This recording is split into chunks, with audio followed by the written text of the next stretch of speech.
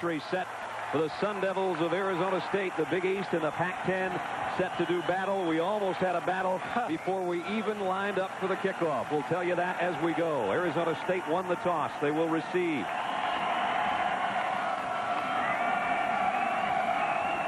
The first matchup ever of Miami and Arizona State. And remember, Miami 0 for 3 on this playing surface. All 3 were Fiesta Bowl losses. Most recently, an embarrassment at the hands of Arizona, 29-0 in January. They want to get that taste out of their mouth here tonight. Hopkins on the return. This Hopkins is at the 40. Hopkins on the opening kick is across midfield. Well, Arizona State was fired up from the get-go from the time they came out of the tunnel. And when they came out of the tunnel, it was their gunner, Kendall Ryan, with the Arizona State flag held aloft, and look what he did with it once they broke through the sign. Hey, Brad, are you ready for some football? Because both teams are saying the same thing. It's going to be physical, and they laid down the challenge. Drop the flag, they're ready to play. They dropped the gauntlet. Miami took the challenge. They came off their sideline about that far, and that's when the officials got into the act. Now we're into the act offensively on the first play from scrimmage for Arizona State at the Miami 49. Hopkins, who had the 51-yard kick return, gets 3 more on his first carry of the night. Offensively for Arizona State, Hopkins will be the man they'll go to. A career high last week with Plummer, the quarterback, and Parnell Charles, the fullback. Clyde McCoy, a lot of pressure on him with Keith Poole, and Matt Nelson is the tight end. Juan Roque, all 312 pounds of him, the left guard. He'll be matched up all night long with Warren Sapp. Kaiser, March, Thompson, and Vaughn round out the starting front for the Sun Devils. Play action. Plummer's first throw. Going deep. Near sideline. Incomplete. Intended for Parnell Charles out of the backfield. 41-23, Tennessee has beaten Georgia. That is the final from between the hedges. So a key SEC matchup goes to the Volunteers. Ray Goff still looking for a win against Tennessee. And big numbers for Eric Zier in a losing cause. Here Arizona State comes up with a 3rd down and 7. This is their opening drive at the 46-yard line of Miami. 3 wide receiver offense for Jake the Snake Plummer. Across the middle and a great catch inside the 35. Keith Poole to the 31. First down, Sun Devils. I'll tell you, Brad, Jake Plummer is a rising star in college football. Sophomore quarterback, played as a true freshman, and he could get rid of that ball from his hip to the receiver fast as any quarterback I've seen since I've been doing this. Reminds me of a good thrower that we saw, guy that won the Heisman Trophy for Brigham Young, Ty Detmer, the way he could get rid of the ball. I mean, this guy's got a stronger arm than Detmer. One cool customer for a 19-year-old is Jake Plummer. First down of the 31 on the counter, and an opening for Terry Battle.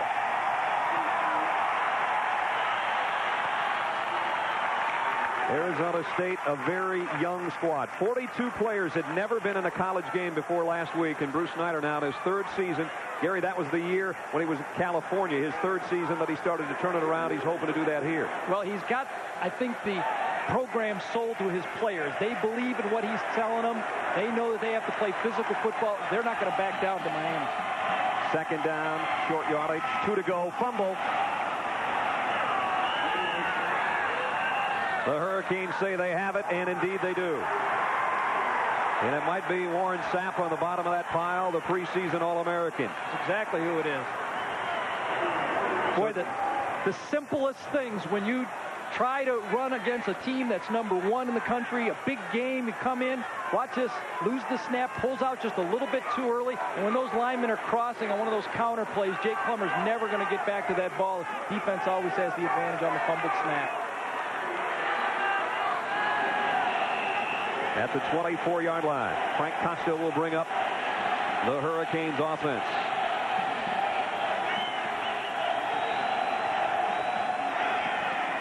James Stewart, the single setback.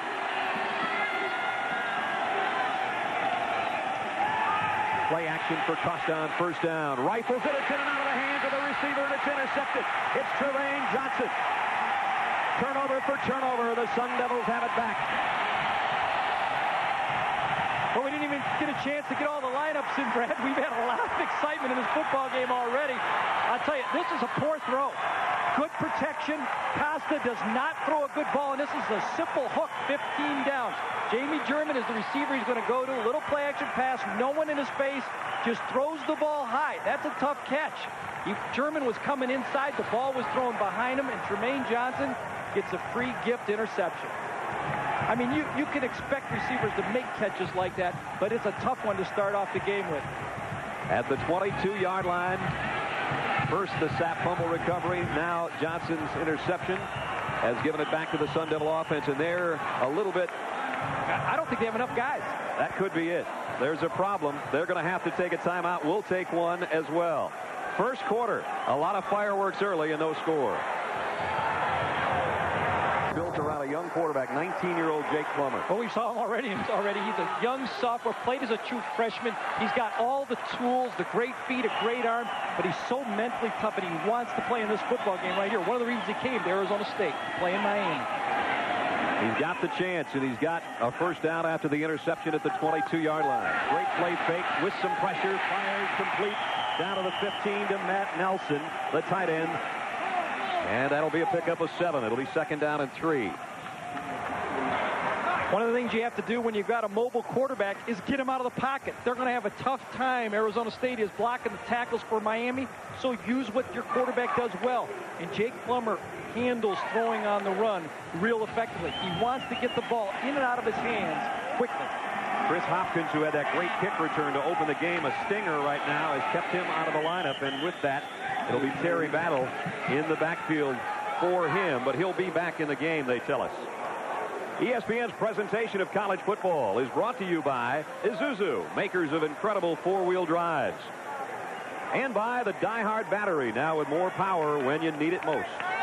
I tell you, Chris Hopkins is a man Arizona State cannot afford to lose in this football game. He's a tremendous leader with the football. He really gets the people involved in the football game when he carries the ball.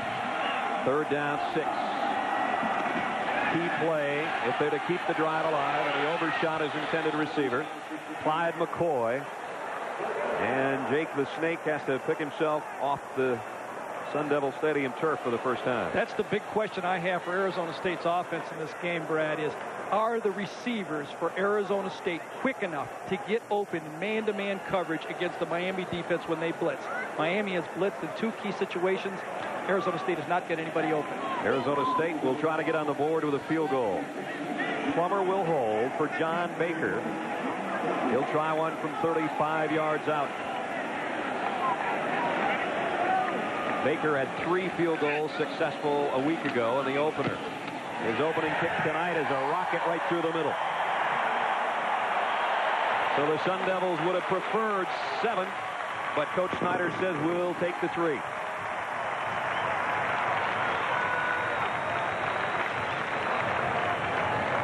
So Bruce Snyder's team on the board. Dennis Erickson's club will be receiving the kickoff. 9-3 last year, Gary, but in 6 seasons at Miami, in the last 5 years, you see the winningest coach in football, and yet he's getting grief about a 9-3 campaign last year. Well, Brad, there's no doubt that the mystique for the Miami football program might have ended in that Alabama game a couple years ago when George Teague stole that fumble, and that changed it around. People think they can play with Miami right now, but he's taken that Fiesta Bowl loss and turned it into an opportunity. This is a much more disciplined football team than we're used to at Miami, and they, at the Friday practice yesterday, Erickson's in charge. Yeah, it was all business yesterday.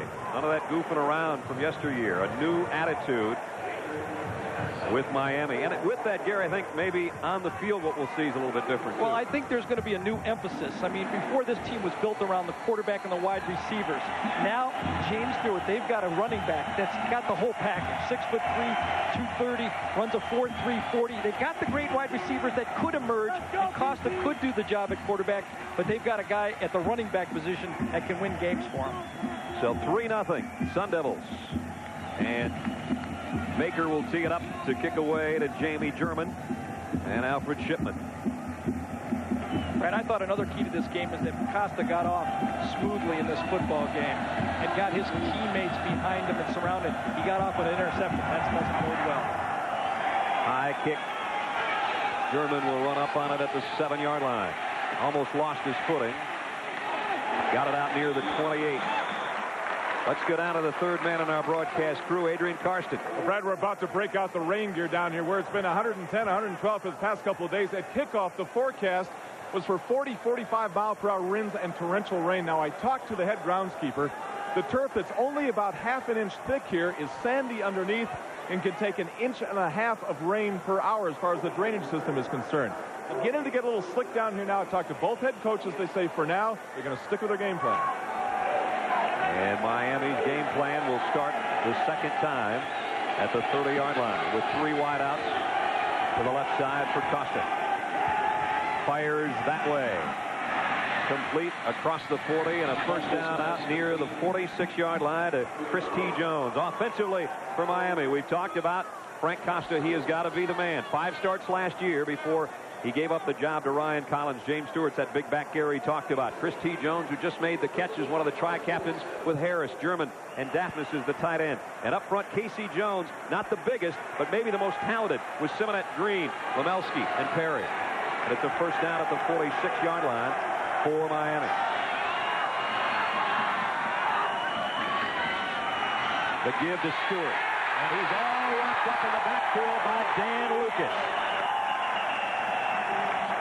The Arizona State defense up front, led by Sean Sueda. 10 tackles and a sack in the opener last week with Bernstein, Valiant, and Schmidt.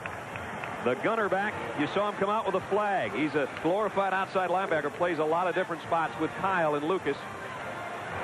And Trayvon Johnson, heavy pressure on him with Craig Newsome, who was a preseason All-American, not in the lineup due to academics, and Trayvon's already answered the call with an interception tonight.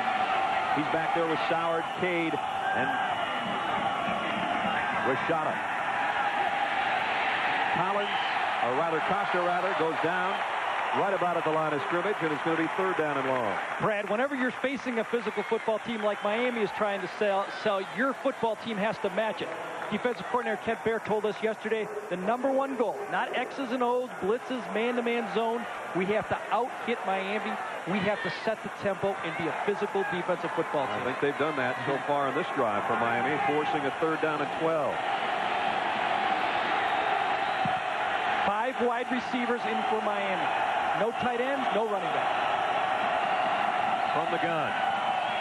Costa on the wide receiver screen. Gone. German into the secondary, and Jamie German, Gary's right, is gone. Touchdown, Miami. 56 yards. Brad, Arizona State had a definite matchup problem on that one. They had linebackers trying to find wide receivers. And Baer was not aware that they brought in 5 wide receivers. Stewart left the game late, and he just threw a simple wide receiver screen from the receiver coming from the left side of your screen. You're going to see him hit James. Didn't even throw it past the line of scrimmage. Downfield blocks by Leminski, and he's gone. When Jermaine gets the ball, no one's going to catch him in the secondary. Extra point. Threw it in. And just that quickly, missed it. Miami with a lead, but not with the extra point. The big play man, Jamie German, 56-yard touchdown catch on this wide receiver screen, and nobody was going to catch him. 6'3" Hurricane.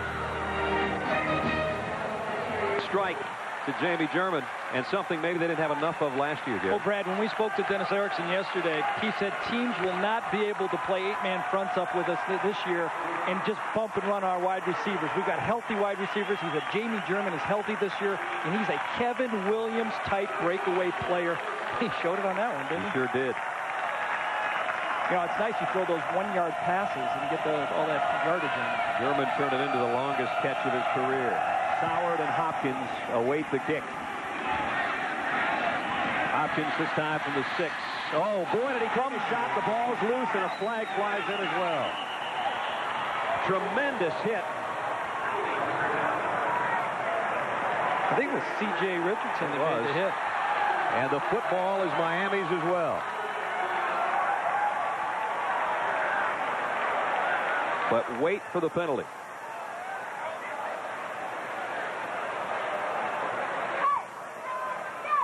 Pat Flood's our referee in a Pac-10 crew.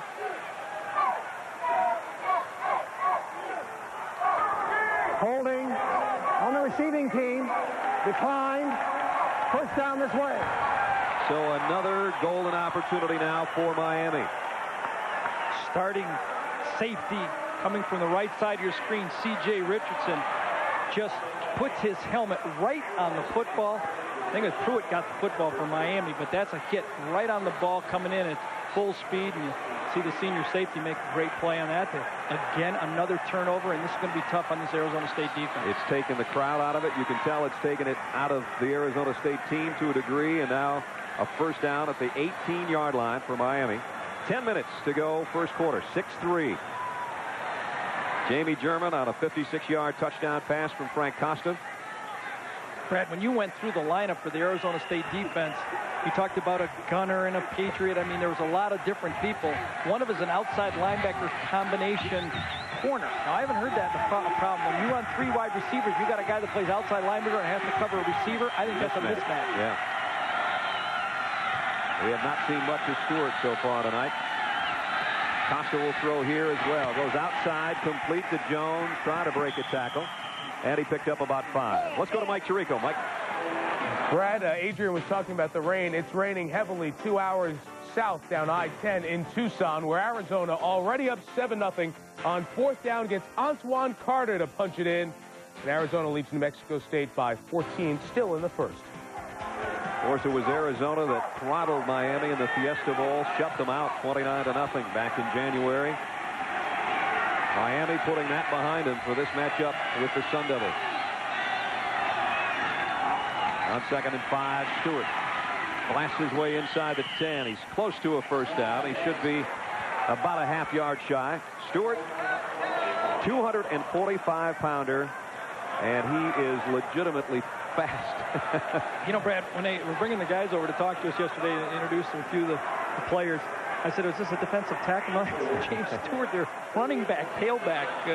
He's just an unbelievable player. He can run it. You were kidding about anybody could have catch him in the secondary. Yeah, he said, I run 4.3. I said, come on. He said, hey, I'll prove it. I said, well, if you get in the secondary, don't let anybody run you down from behind. He said, no chance. 3rd and 1. He'll go left side this time. And he will score. Touchdown, Stewart. Fast and powerful.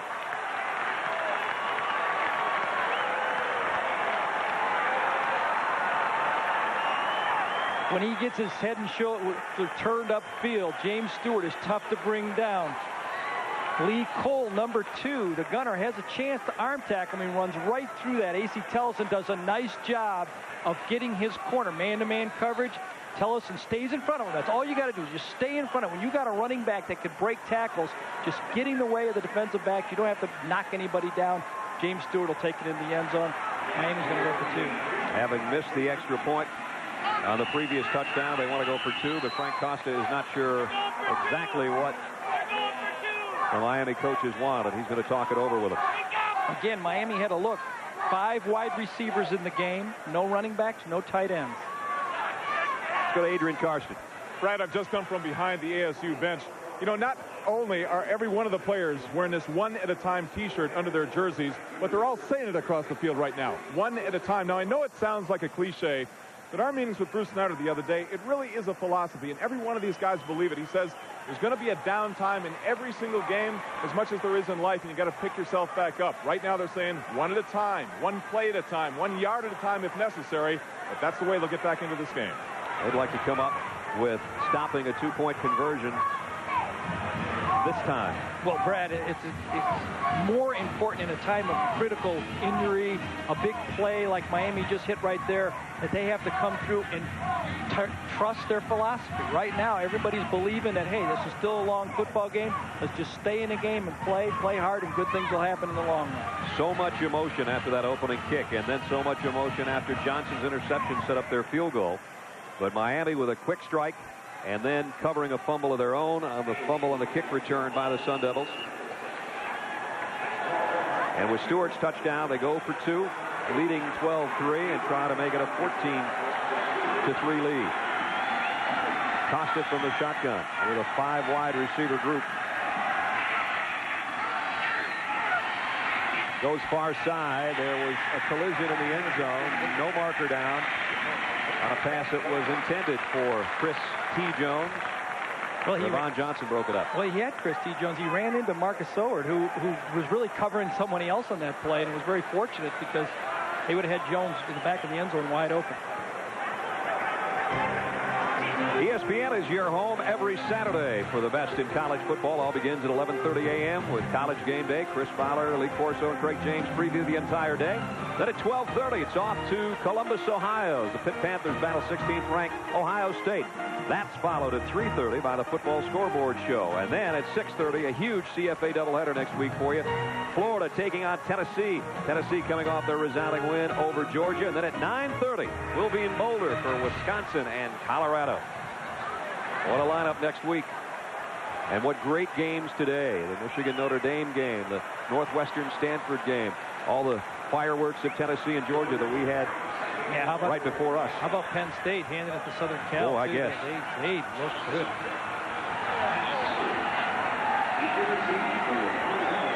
Soward and Johnson, the back deep, as Hopkins has come out from his kick return duties. I'll tell you what's critical now for Arizona State. They need to come out and make a couple first downs. You know, they're shocked a little bit. They just got to have something good happen for them. To be Johnson from the 1-yard line. Boy. Fumbled it again. Fumble again. Again covered by Miami. And again, it's C.J. underneath.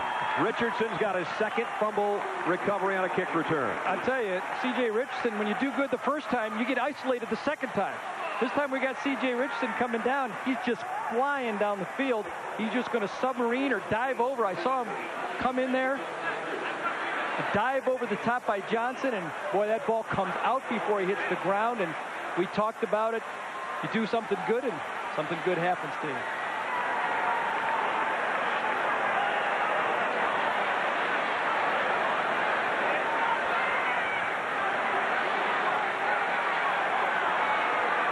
At the 10-yard line, or just outside the 10. They can actually get a first down at about the 1-foot line. Costa. Catch made by Jones. Touchdown. Jones fought off the would-be tackler and scores.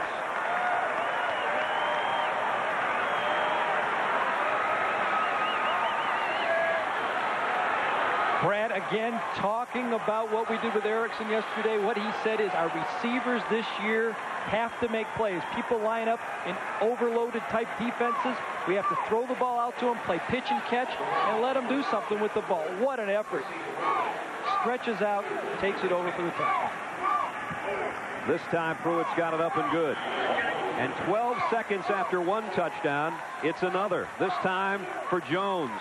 And it's 19-3 Miami. Trayvon Johnson on the sideline, who fumbled the last kick return for Arizona State. Miami made a touchdown one play later. It's been Richardson with 2 fumble recoveries on kick coverage. And in a matter, Gary, of about 2.5 minutes, it's gone from 2.5 minutes on the clock, that is.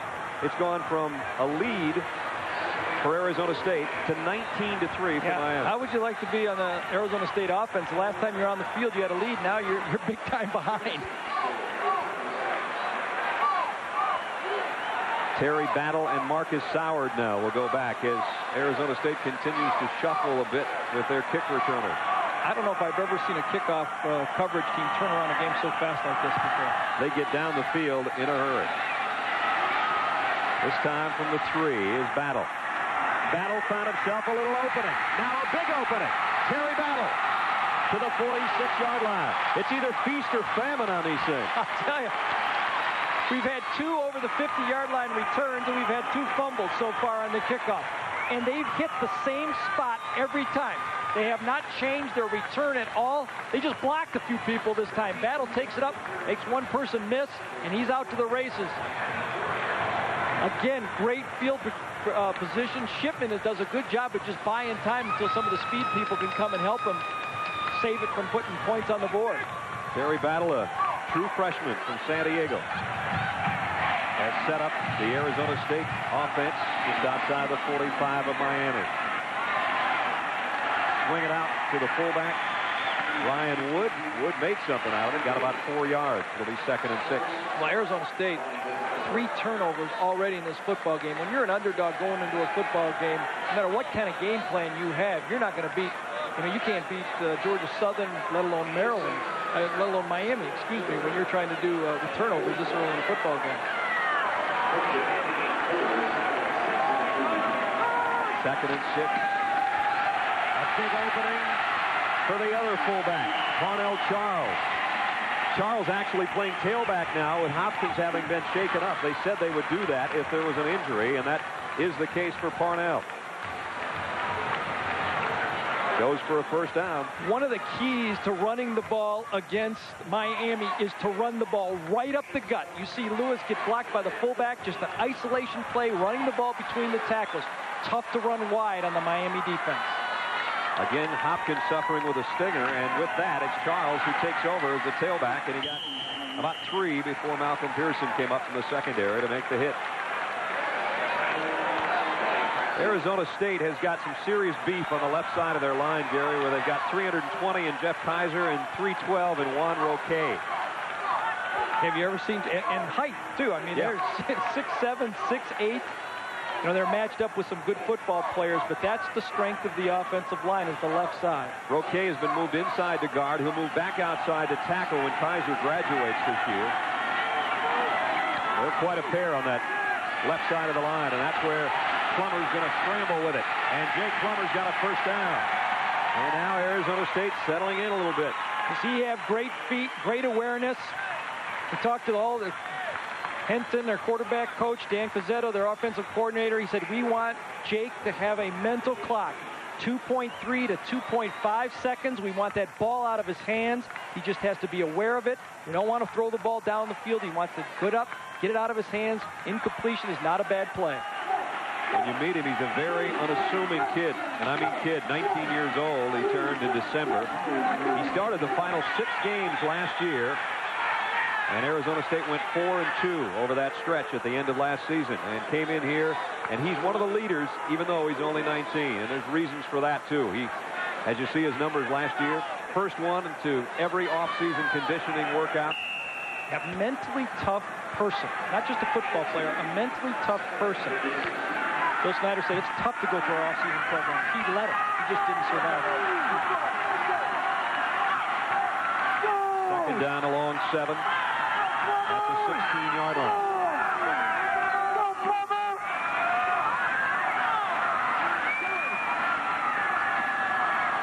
Banging off the right side, inside the 15 is Charles.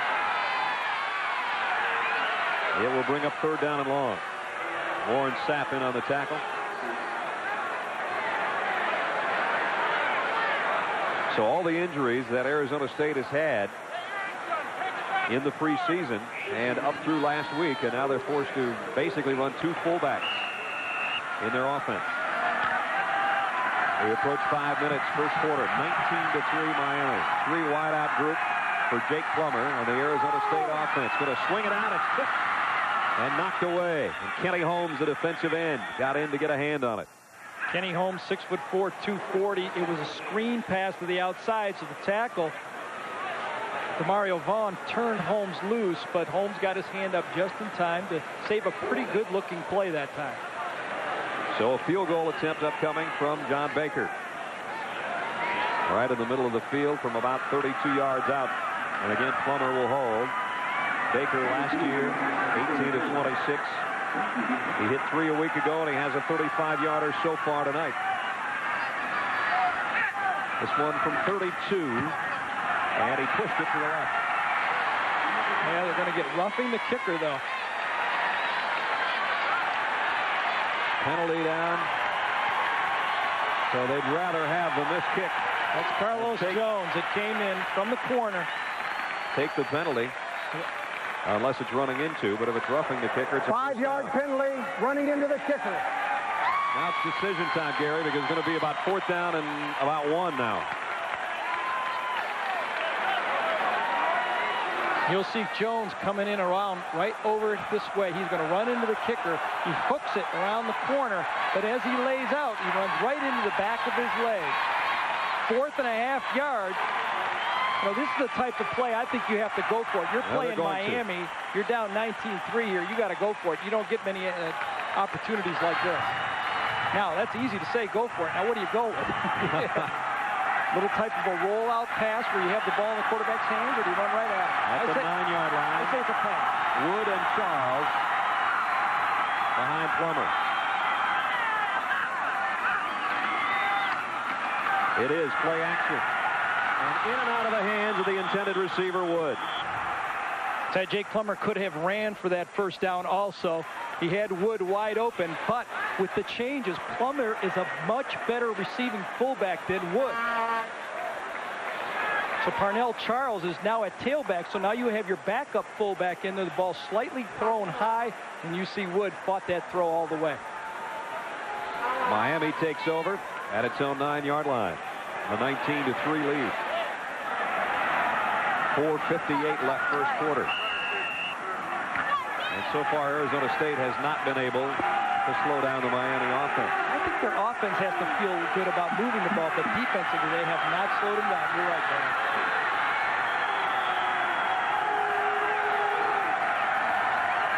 The shifting front of the Arizona State defense. Costa play action. Throws it. It's going to be intentional grounding from the end zone. He's leveled. That's a safety. Mike Landridge, it is a safety.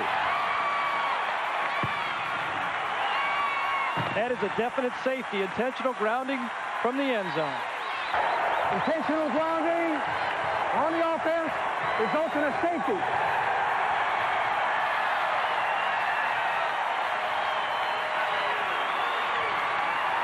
Put up 2 for Arizona State with a great rush from Landridge. You're going to see Landridge come right in here and get in Costa's face. That's what causes the play right here. Landridge comes in, beats it inside. Now Costa gets into the end zone right there, trying to make a play happen. That's one any quarterback could make that mistake on. Nice play by Landridge coming inside on the play action pass. When you're playing an attack defense like Arizona State is, they're playing the run on the way to the passer. So Costa has made 2 mistakes tonight and has paid dearly for both of them. One an interception. That one cost him points with the safety. I really believe if Arizona State could get this game tight, that a lot of the pressure would go back on Costa. He still has to show this football team that he can handle pressure in a tight football game. See some scores involving Pac-10 teams. Washington with a big win over Ohio State. Washington State big on Fresno State. Oregon State, a team that Arizona State beat a week ago in their opener. Out big on Wyoming. Weird game so far, huh? 19-5. Very weird. You got kickoffs that go all the way, or they fumble it. And so the free kick upcoming. Let's see who Arizona State's got back this time. They've changed it several times. It's going to be Soward and Battle again.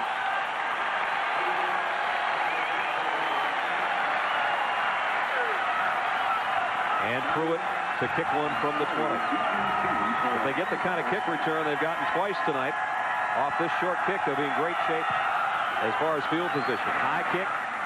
Soward's got a hustle. Picks it off his shoelaces and is going to go down about where he caught it at the 30-yard line, but he does hold on to it, and a flag flies in late to the fray. And maybe Miami was a bit overzealous on their kick coverage that time. Let's find out. I think Twan Russell is the guy that came down there first, but I don't know if somebody came in late.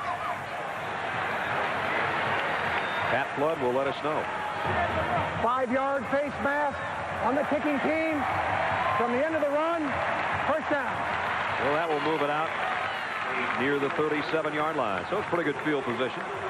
And now if Arizona State again, Gary, can just get calmed down and get into their offensive rhythm and get points out of this drive, they'd be back in the game. At one point, it looked deadly for them, down 19-3. Well, I think there's a little bit of pressure on the Arizona State offense now because they know they're going to have to score a lot of points to beat this Miami team. I don't think they feel confident that their defense is going to be able to shut them down. Might be an end around. Sauer can throw. He used to be a quarterback and does. Deep ball. Intercepted. Picked off by Pearson. I'll tell you, Malcolm Pearson makes about a 35-yard run on this play. Clyde McCoy ran into the defender. He would have been open by about 20 yards on the play, but he runs into his guy, and then Pearson just goes across the field to make the play. Troy Rauer was a quarterback as a freshman. He's going to be the guy coming on the end around. Triple coverage is the bad news on the other end. End of the play, you see Pearson go high for the ball and make the play. What a run for a well-thrown ball, really, by Malcolm Pearson. At the 26-yard line. 4th Arizona State turnover. 3 wide out set for Miami.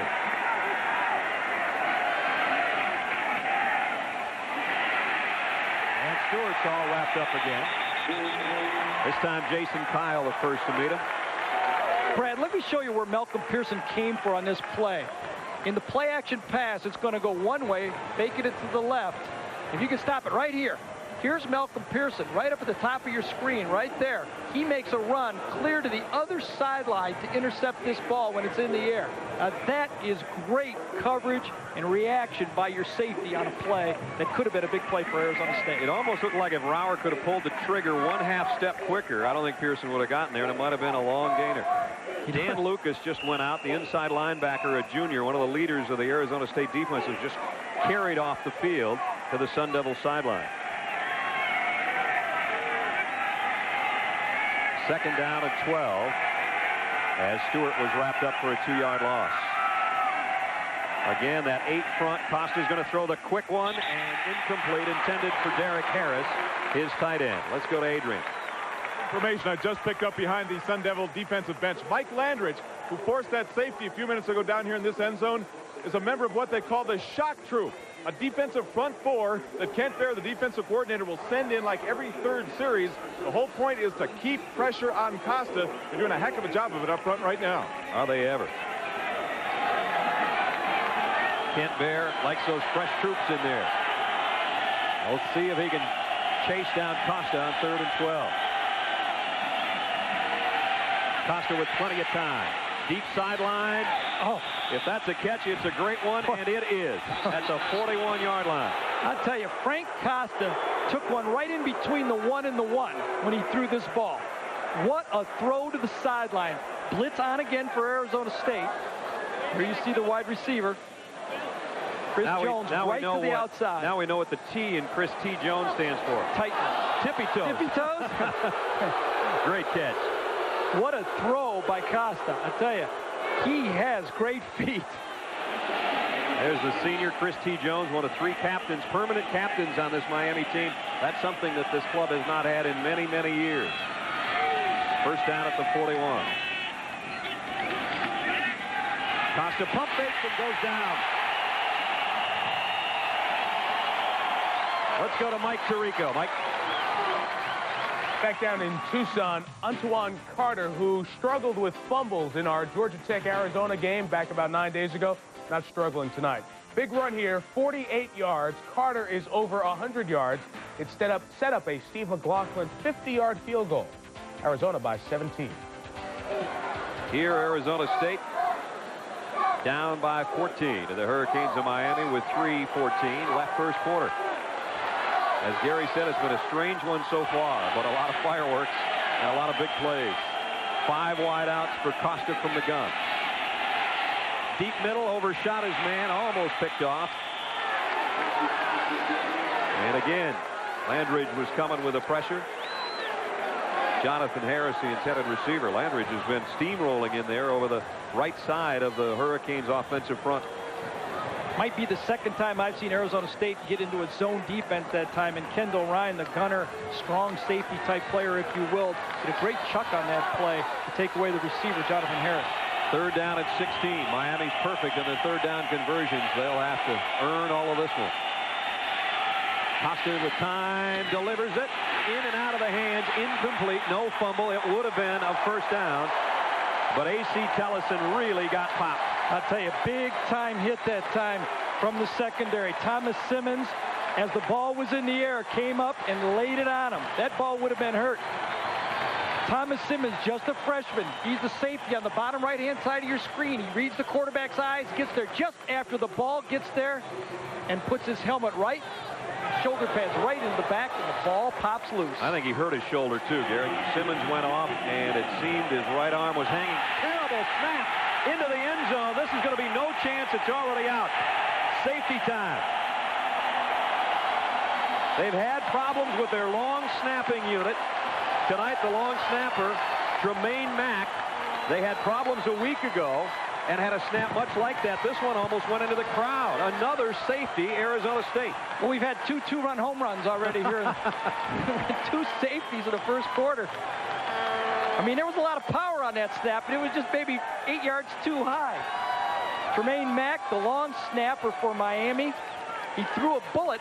It was just a bit high. Wrong caliber. Watch this thing. Holy cow. I mean, wow. How many times did you snap one 40 yards? And you can see that one goes all the way out of the back of the end zone on its own. 2 more points, Arizona State. And we have another kickoff. We got another free kick coming up from the 20, folks, and now it's 19-7. We're getting closer to have a normal score. You don't get 7 that way any other time, I don't think. That's right. 3, 2, and 2. A little bit of everything so far today. Well, we'll have some action coming up tomorrow. IndyCar racing comes your way tomorrow at 1:30 with the Texaco Haviland 200 from Elkhart Lake, Wisconsin. Al Unser Jr. goes for his 9th win of the season, which would break the record set by Michael Andretti back in '91. That's the Texaco Haviland 200, 1:30 tomorrow, right here on ESPN. And Al has got the pole for that race, so he could add to his already impressive list of victories. Man, you follow it all. I try, Gary. I don't know if I can follow this game through 4 quarters the way it's going. Here comes a kick from Pruitt. Running up on it, Terry Battle. And Battle goes out near the 38-yard line. Well, back comes the Sun Devils offense. Jake Plummer. The nickname, the Snake. We asked him who he looked up to as quarterbacks in the NFL, as so many young guys do. I think everybody always does. And he mentioned Randall Cunningham. Yeah, that surprised me, because he doesn't have that stature, but he likes the way he plays and attacks the game. He said you got to love Joe Montana. On a counter and a nice opening across the 40 and out for about 8 yards goes Parnell Charles. And then he also said, as he looked at you, I even like some of those old quarterbacks, like Kenny Stabler. But he said there's one problem with him. He took my nickname.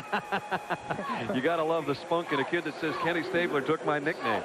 And he really is the leader of this football team. Watching him in practice out here, all the guys like him. He's kidding everybody, having a lot of fun. Had the ball hat on yesterday, and we're just having a riot. Got the nickname at age 7 from his brothers Eric and Brett. And they don't pick up the first down. It's going to be 3rd down and all of 2 again. Kenny Holmes so far in this game making his presence felt.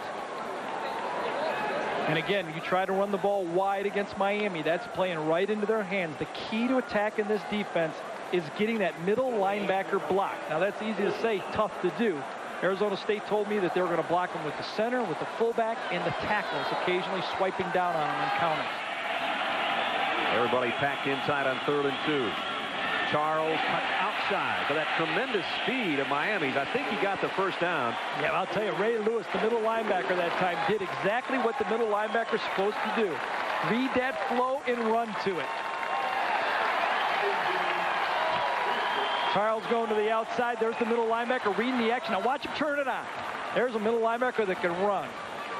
A lot of action. Guards crossing one way. Has to stay. Look, no lineman can get on the middle linebacker. That's the job that the defensive tackles have to do. Credit the defensive tackles, Riley and Sapp. Lewis, the first true freshman to start for Miami during the Dennis Erickson era. Did that last year. Jake Plummer overthrows Clyde McCoy, who had a couple steps back there. And one of the tough things I think is going to happen for Jake Plummer in this game is he's just so jacked to play the football game. Everything's high. Right now it is. He's just got to get his air about him, get into the football game, and get a little bit more relaxed. Johnny Thomas, the leading speed receiver for Arizona State, is academically ineligible. And so that puts the pressure on McCoy. That Pass was intended for. Here's Charles. And he bangs his way out for 5. Lewis again in on the tackle. Parnell Charles, a senior out of St. Paul, Minnesota. Arizona State continues to stick to their game plan, running a lot of isolation plays right at the middle linebacker and a little bit of a play action. And I think Dan Cassetta, the offensive coordinator, told me is we have to run the ball because part of our game is the play action pass. 3rd down and 5 from the 45 of Miami. Quick count. Plummer has to throw in a hurry. Across the middle. Wood, did he have it? No. In and out of his hands. Incomplete. And let's go to Adrian Karsten. Brad, what Gary just said about running inside, it's exactly what they're trying to do. I just looked over the shoulders of the ASU offense, and they're diagramming a lot of counter trey plays coming up the field now. Also, maybe a couple of 2 tight end sets. What they're trying to do is spread that Miami defense out and then hit them back up inside. Punting situation for Arizona State. Lance Anderson in to kick. Jamie German is back deep. Hit it a mile in the air. German's going to have to call for a fair catch. Takes it about the 12-yard line. You know, we talked about Johnny Thomas being out, academic problems. Here's a list of some of the people that would normally be on this club. Craig Newsom's an All-American, preseason All-American candidate in the defensive secondary. He should be back in a couple of weeks. But you look down that list, and it has taken its toll. Justin Dragul would be a starting linebacker. And the other thing is, this is not just guys that were players. These were guys that were the best at each one of their positions. Linebacker, wide receiver, defensive back. And that's tough on a football team. And we didn't even list guys that have gone on to the next level. Mario Bates would have been their starting tailback. He was a second-round draft choice of the Saints. And Shante Carver, the all-time sack leader here at Arizona State, is, of course, the #1 draft choice of the Dallas Cowboys. So you mix all that into the pot, you can see why Bruce Snyder's hair's a little messed up on the sideline. Larry Jones in as a single setback in the Miami offense. Just outside their own 12-yard line. And Larry's going to get the call. And he weaves his way through across the 15 to the 16-yard line. And we'll go to our buddy Mike Tirico. Brad, tough back-to-back for New Mexico State. After Florida lights them up for 70, it's to Arizona. And Antoine Carter, his 2nd touchdown. He's now 3rd on the all-time Arizona rushing list behind David Adams. The lead is 24. The way he's running, he'll be #1 on the list before the night's over. We're down to the final seconds of what has been a strange but action-packed first quarter from Sun Devil Stadium in Tempe, Arizona. And the hometown Sun Devils on the short end, but hanging in with the 6th-ranked Hurricanes of Miami. With Gary Danielson and Adrian Carson, I'm Brad Nessler at Sun Devil Stadium in Tempe, Arizona.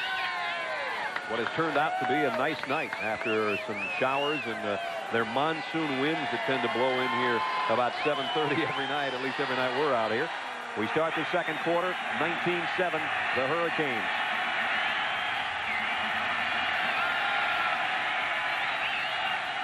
Costa will throw on first down.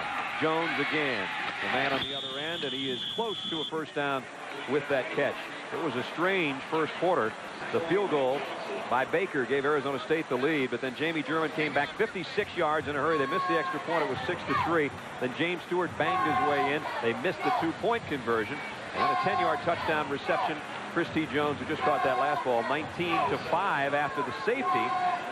Acosta threw the ill-advised pass, intentional grounding. Then another safety as the punter had one sail about 20 yards over his head and into the end zone. And that's where we stand. The strangest 7 points you'll ever see a team score. 3-2-2 for Arizona State. And it's 19-7. That was a first down catch for Chris T. Jones. The reason we keep calling him Chris T. Jones is because there's a Chris C. Jones that's a tight end on the Hurricanes team. And here is another Jones. There's only 7 of them on the Miami team, so we'll try to keep up with the Joneses, if you will, as we go. And Larry goes out for a good gain, pickup of about 8. Well, that's what I say. If you can't tell who made a play for Miami, if you just say Jones, you got to. Yeah. You can stay in broadcasting a long time. There's A. Jones. You know how you call it? You call a team meeting. You just say, "Hey, Jones," and everybody comes up. 3 wideouts to the right side for Costa, and he'll go the other way with Larry Jones. And he's trying to get a first down. I think he got it, but not by much. Closing in was Mike Valiant and Mike Landridge. Landridge has had a good game coming on that shock troop defensive line that Adrian talked about. And there's Valiant, who also has played well on the defensive front for Arizona State. It is a first down, not by much. They'll move the sticks out to the 33-yard line. 14 minutes left in the half.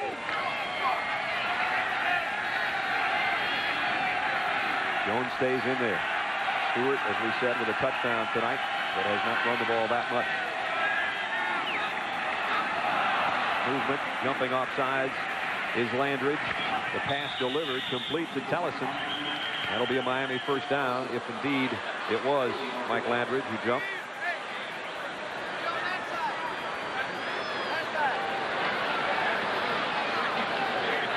Offside on the defense, declined, first down. So they take the play, obviously, pick up about 15. And another Miami first down out to the 47-yard line.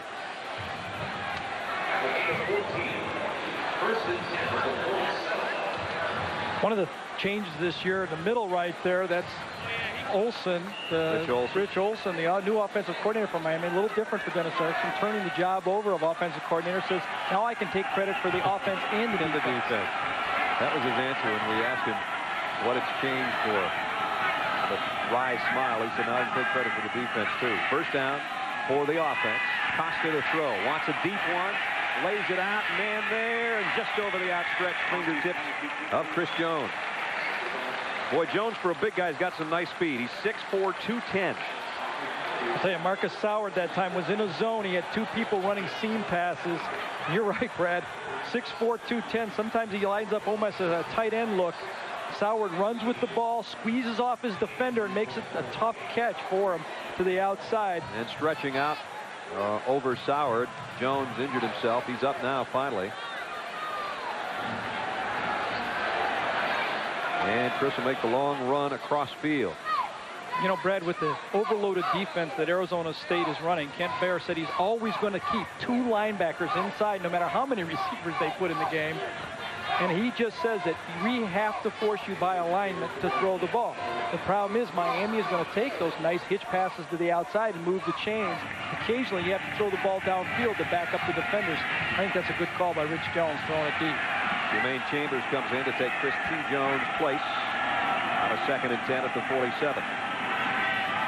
Again, Arizona State with 8 men up. The quick read and the quick pass, and this will be another Miami touchdown. Nobody's going to catch Jonathan Harris.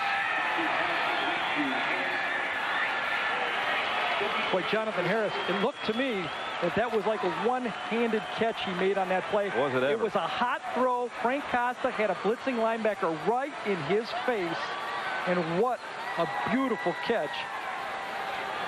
They say with this kind of defense, you're going to pay the price once in a while, and 53 yards later, they just paid it. You could see it. Oh, it kind of hit him in the shoulder pads, and he just handled the loose ball, and he's gone. You're just running with that one full speed down the sideline, down the middle of the field, and Jonathan Harris, easy touchdown. Pruitt for the point after. And the Hurricanes have swirled in a hurry again and added another point. Another touchdown. This one from Jonathan Harris, 53 yards. It's 26-7. 26-7 Miami, 13-14 left in the first half. And ESPN's presentation of college football is brought to you by County Seat, the place to go for men's and women's Levi's Red Tab jeans. And by the all-new Ford Windstar. The future of minivans begins today. The Miami Hurricanes with a 26-7 lead, and kicking off to Terry Battle and Marcus Soward. It will be Soward from the 3-yard line. Soward cuts outside and finds himself some room, and a nice return from Marcus out to the 35-yard line. But again, a quick strike offense of Miami, Gary. One of the things of using 3 wide receivers, here's the blitzing linebacker on Costa right here. That's a hot receiver. Now watch as the ball snaps. If we stop it right about here, here's the rover. He's a combination linebacker and corner. That's tough when you got to cover a guy like that, a wide receiver, and play linebacker one play and cover a guy like Harris who can fly the next play. And you know, they talked about Frank Costa, what he does better this year. Dennis Erickson says he makes his decisions quicker. There's an example of it. Charles, all wrapped up by Lewis. No gain on the play. It'll be 2nd and 10, and we'll go to Mike Tirico. Mike. Gentlemen, the big teams from Florida have rolled up 151 points already today. First, Terry Dean, 11 touchdowns in 5 quarters this season, including this one to Rydell Anthony in the blowout over Kentucky. Meantime, Danny Werfel of the Seminoles, only 1 touchdown pass, but over 400 yards passing, this one to Kes McCorvey, as Florida State beat Maryland by 32. Big day for the quarterbacks, Brad. Wow. Isn't that the second week in a row the Gators have put up 73? That's unbelievable. Here, Miami with a 26-7 lead. Big pressure on Plummer, and Jake goes down. Yeah, Rohan Marley came from the outside that time. Blitzing linebacker, no one picked him up. I don't know if a guard had to come out, but leading tackler, the quick Marley just gets into the backfield, and nobody can block it. Coming from the outside of the formation, Marley times it just right. You see the guard or the tackle, someone does not turn out to the outside, and that's a free run at the quarterback.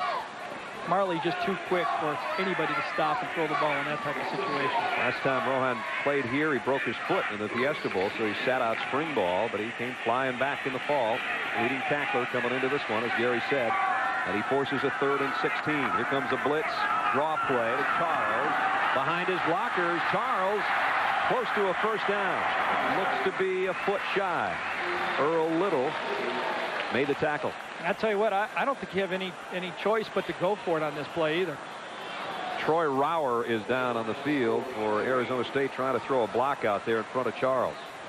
Nice call. 3rd and long. He's going to follow Jeff Kaiser. Jeff Kaiser's 320 pounds. Charles just follows him, kind of screens him a little bit, comes into the secondary, and really picks up the first down.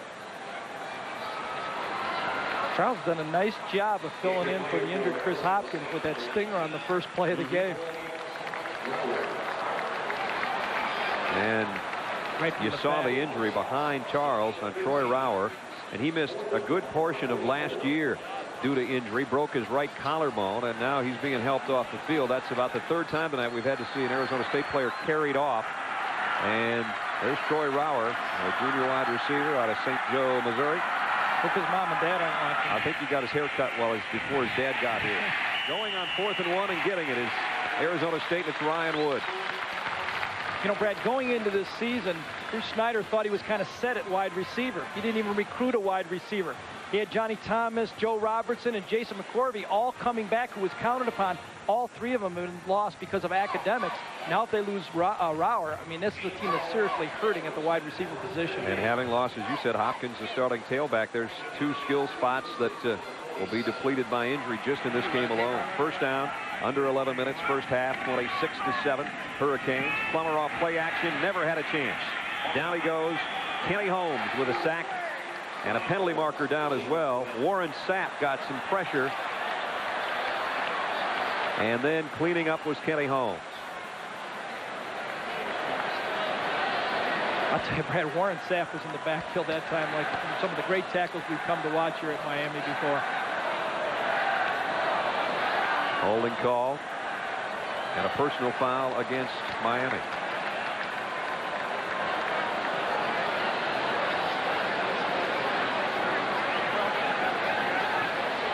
Warren Sapp, the defensive tackle, the All-American candidate. Here he is right over here. He's just going to power rush, and that's against a pretty good football player, Roque.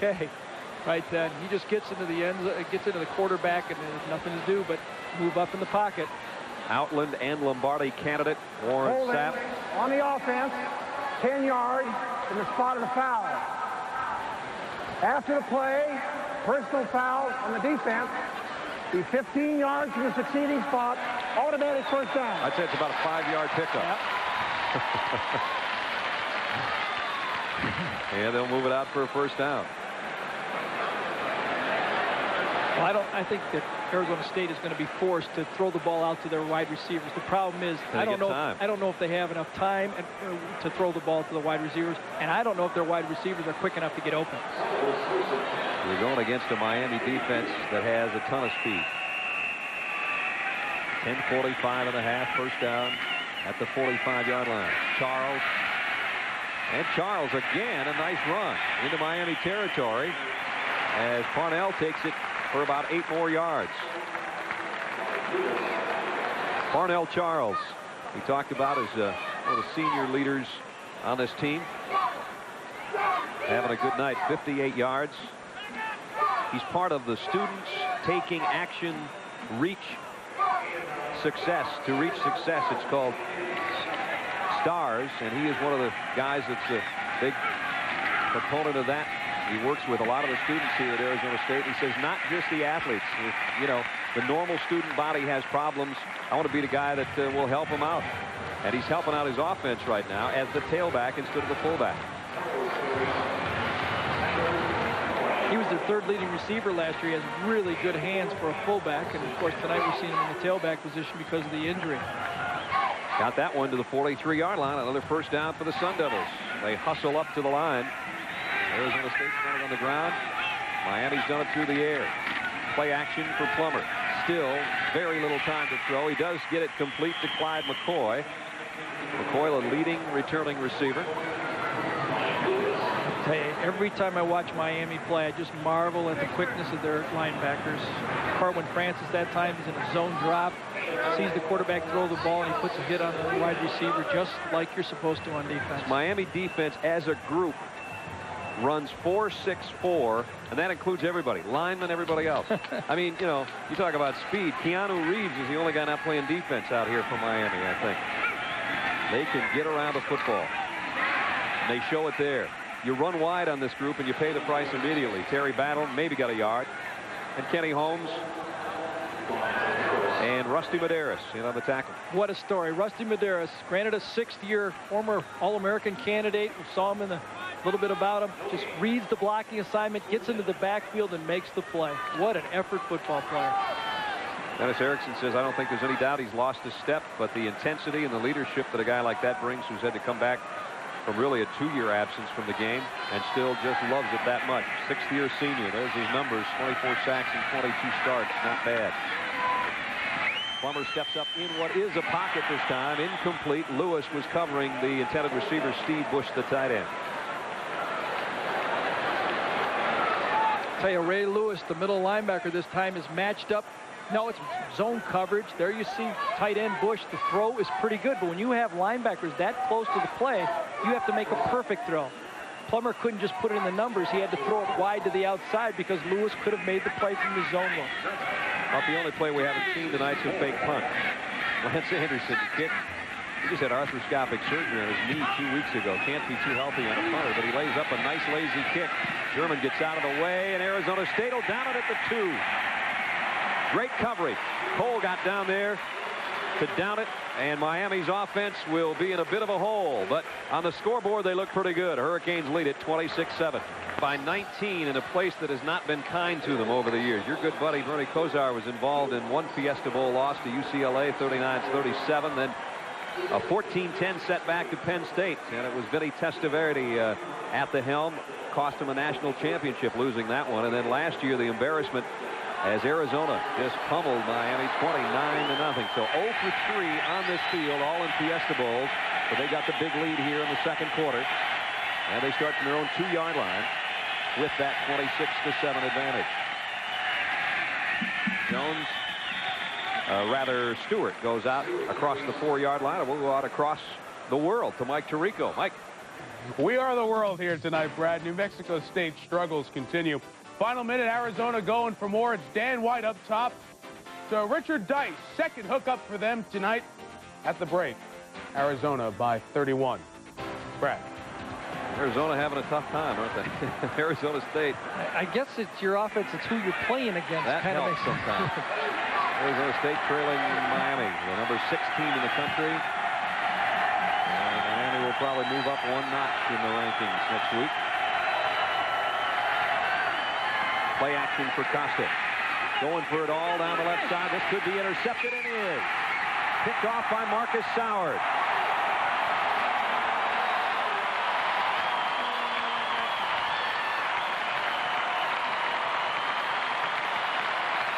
Man-to-man coverage. Marcus Soward. This is a play action pass.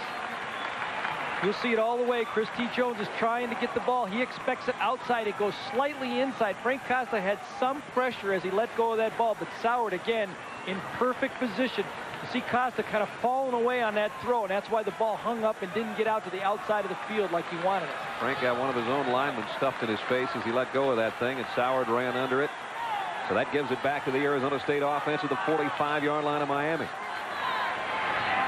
Plummer zips this one complete, and it's Keith Poole, and that could be another first down at the 35-yard line. I think zip is the terminology that you like to use with Jake Plummer. The ball comes from his hip basically to the receiver. You don't even see his arm move. He's got a great release and great feel for the football game. Second down, less than one at the 35. Charles has the first down. He's going to carry Lewis with him for a ways. Well, Ray hung with him. That was a nice standoff, wasn't it? Lewis and Charles, and now they're mixing it up on the sideline a little bit in front of the Miami bench. Lewis just a sophomore. As we said, last year a starter as a true freshman. Again, the game plan still run the ball at the middle linebacker. And you can see with the field type of speed that Lewis has from side to side, I mean, you got a better chance running right at him. First down, Sun Devils at the Hurricanes 30. I think it's mandatory that Arizona State puts a touchdown on the board here before half. Play action, Plummer again with pressure. This one skips off the hands of his intended receiver. Intended out there for Steve Bush, the tight end. I'll tell you, Warren Sapp has been in the backfield so much that this time he's going to get double teamed. Center of the guard, Keich, and March does a good job of keeping him, but because of that, there was a linebacker to the outside to put a little pressure on Plummer again. Second down, 10. 6.5 to go in the half. Charles. Boy, he's on his way maybe to a 100-yard night as he gets inside the 25-yard line. Adrian. Brad, Coach Snyder just turned around and said, "Where's Rauer?" Well, I hate to be the one to tell the coach, Brad, but Troy Rauer has gone to the locker room on crutches with an injury to the inside of his left ankle. Possible fracture. They're going to check with x-rays now in the next few minutes, but don't expect him to see it play in the rest of the first half. Wow, tough break for Rauer, as we said. A broken bone last year in his shoulder kept him out of a good chunk of the season. Parnell Charles has been a big chunk of the offense for Arizona State. 75 yards on the ground. Speaking of grounded, Plummer goes down to the ground. Ray Lewis on the blitz, and help from Sapp. I'll tell you, Jake Plummer has to change up his snap count. Those linebackers are really timing out the blitzes and just making it too tough on the offensive line to pick it up. You'll see Ray Lewis, he almost gets a running start at the quarterback. The center does not come off his block in time, and he's in the backfield. There's nothing you can do. Fourth down, and the field goal unit on. Baker will try one from about 47 yards away. His career long is 51 last year against Stanford. He was roughed on his last field goal attempt. He got into this one, and it's good. John Baker, the field goal maker, has tacked on 3 more for the Sun Devils. Still, though, the Hurricanes lead by 16. Thank you for the welcome. 26-10 with 5:06 left in the half. What's the ESP for? Oh, that's an N. Last field goal kick. Jake Plummer does a nice job on this one. The ball was a little bit slightly inside. Now, Jake Plummer usually holds it with his left hand. This time, because of the knuckler, he just barely got that ball down and held it with his right hand. So the Snake with a good job. Baker, not just a kicker. He's quite an athlete. Finished second in the Pac-10 in the long jump last year. You don't usually get that from your average kicker. His 47-yarders made it 26-10. His kickoff goes to Jamie German at the 3-yard line and got out across the 25 to the 26. Be sure to be with ESPN coming up tomorrow. It's NFL Game Day and NFL Prime Time. Game Day starts at noon Eastern. Chris Berman, Joe Theismann, Tom Jackson, Chris Mortensen, and Phil Simms give you the most comprehensive pregame show in the NFL. Then at 7, Chris and Tom are back with Prime Time. You'll see highlights and analysis of all the day's games. Game Day and Prime Time tomorrow, right here on ESPN. Brad Nessler, Gary Danielson, Adrian Karsten with you. Sun Devil Stadium in Tempe, Arizona, with 5:01 left first half in a 26-10 Miami lead. They'll go from the shotgun with 5 wideouts for Frank Costa. Comes to German on the near side. And German is going to have a first down.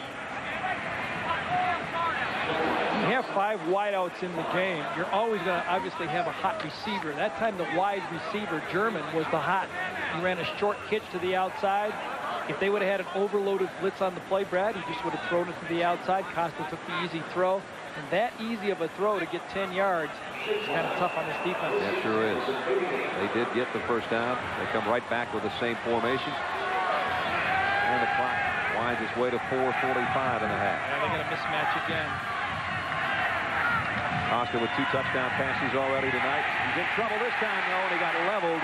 Eric Schmidt, probably the most undersized defensive lineman you'll find anywhere in college football, but he shows his intensity there. The senior comes up with a sack. I'll tell you, Arizona State lined up in the wrong defense this time, and that's really what confused Frank Costa. Arizona State had guys running around at the snap of the ball. Really, it ended up being a zone defense, kind of confused Frank. Had to pull it down one more time, the sack. German's out to the outside. He's the hot player to the outside that time. You see the squat to the outside by the zone defense. They had to pull it down. Brings up 2nd and 15. Costa with plenty of time this time. And a first down throw to midfield with a flag down. Yeah, they're going to get Holden in the backfield on that one. Eric Schmidt was held on that play. I believe it was Lemelski. Lemelski's 311 pounds, and Schmidt is maybe 230. He's about 6 feet tall, a fifth-year senior who has just worked so hard that there's no way that the Arizona State coaches can keep him out of the lineup. He's not the most physically gifted guy you'll find. Schmidt's right here. He takes an inside pass rush. Lemelski has to grab him as he's got a free run to the quarterback. And a little bit of a tough call on that play. He had an arm under that time, and he just rode him into the ground. But I guess with the big lead, you get a couple calls against you. 2nd down and 30 now as the Hurricanes, who started with the quick 10-yarder to German, going the other way now as they try to move it down the field in the final 3.5 minutes first half. There's that wide receiver screen to Jamie German. And German gets into the secondary across the 35 and got back close to the original line of scrimmage at the 36-yard line. Harlan Rashada brought him down. Pickup of 19, though. Brad, last year we were doing an Ohio State game, and Sid Gilman was at the game telling me that when he saw that in college football the lineman could go downfield on a forward pass, he said, I'd be running that play all day. That is a dynamic play. And I'll tell you, that was a zone defense by Arizona State that time, and they still were outnumbered after he caught the ball. 3rd down and a dozen. 3 minutes left in the half. 26-10 Hurricanes. Costa, plenty of time. Fires high. Not able to hold it is Jones. Nice hit by Marcus Sauer, who's starting to settle in over on that cornerback spot. Jones is 6'4", and Costa threw it too high. Jones could not even jump for it. He had him, Brad, wide open for a first down. You make a couple bad throws like that, and you'll get the other team into the football game. Just got the crowd into the football game for the first time in quite some time. I'll tell you, if the Devils come down and put some points on the board, they're going to have a football game in the second half. Mike Chrissy, his first punt of the season. There's his numbers from last year. The pressure came on Chrissy, and a flag goes down. Running into the punter or roughing the punter is about to come up. Arizona State decided with the bad snaps that Miami's been suffering, why not put 10 guys up and come after him, and they hit him.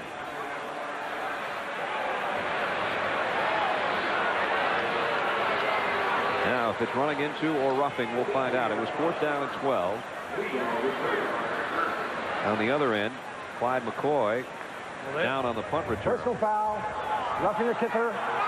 First down. On defense, automatic first down. That's 15. They walk it off. First down way out by midfield. Clyde McCoy is a receiver they just can't afford to lose. You see the rush is on. Running into the kicker is on the play. That's a good call.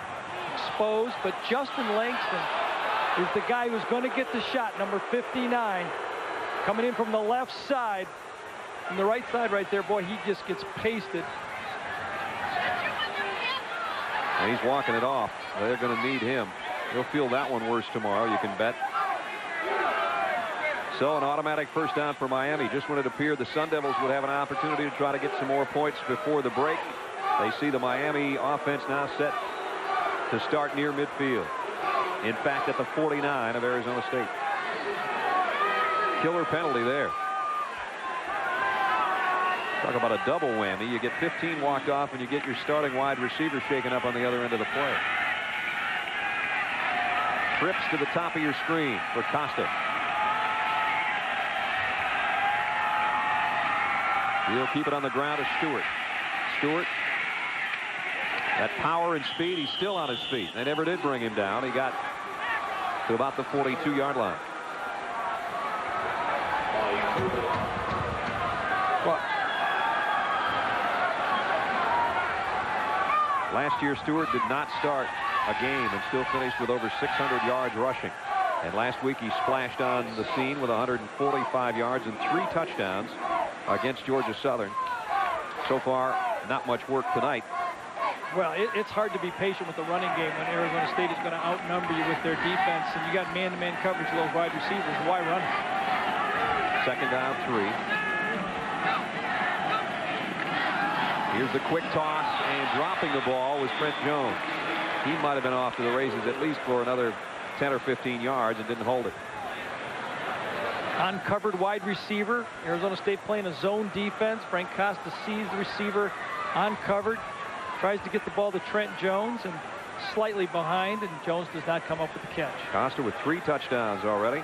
2 interceptions, one by Trevon Johnson and one by Marcus Soward. Third down. A long 3 upcoming for the Hurricanes. At the Sun Devils 42-yard line. This is a big play for the Arizona State defense, and Stewart's got the first down and a bunch more. Boy, he hit that corner in a hurry. And a flag goes down at the end of the play on the sideline. If it's a late hit on Arizona State, that's going to move the ball way down near the 15. Terrell Green that time, number 51, the left guard for Miami, came out very nicely on the blocking play. Took out, looked like one linebacker, and took the angle away from the defensive back, and Stewart was able to turn the corner for Miami. Pat Flood will give us the official call, which appears to be a late hit. The result of the play is a first down. After the play, personal foul, late hit out of bounds on the defense, automatic first down. Malachi Crawford, the defensive end, is the guy that's going to come over after Stewart already is out of bounds. There it came. Absolutely. A good 6-8 feet out of bounds, and they're going to call it every time. As we said, it moves it inside the 15 of Arizona State. What a turn here. Arizona State, before roughing the punter, had an opportunity to get the ball back and could do no worse, you didn't think, than 26-10 at halftime. Now they're staring down that big barrel of the Miami offense again. And it'll be Stewart. Gives a lot of ground to try to gain some, and it won't work for him. Trevon Johnson makes the tackle.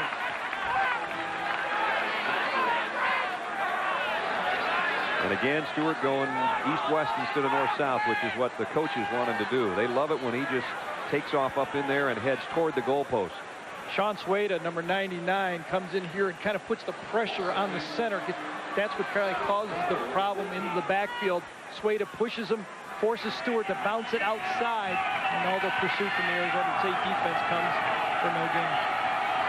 Costa's 3 receivers to the left on second down and 12.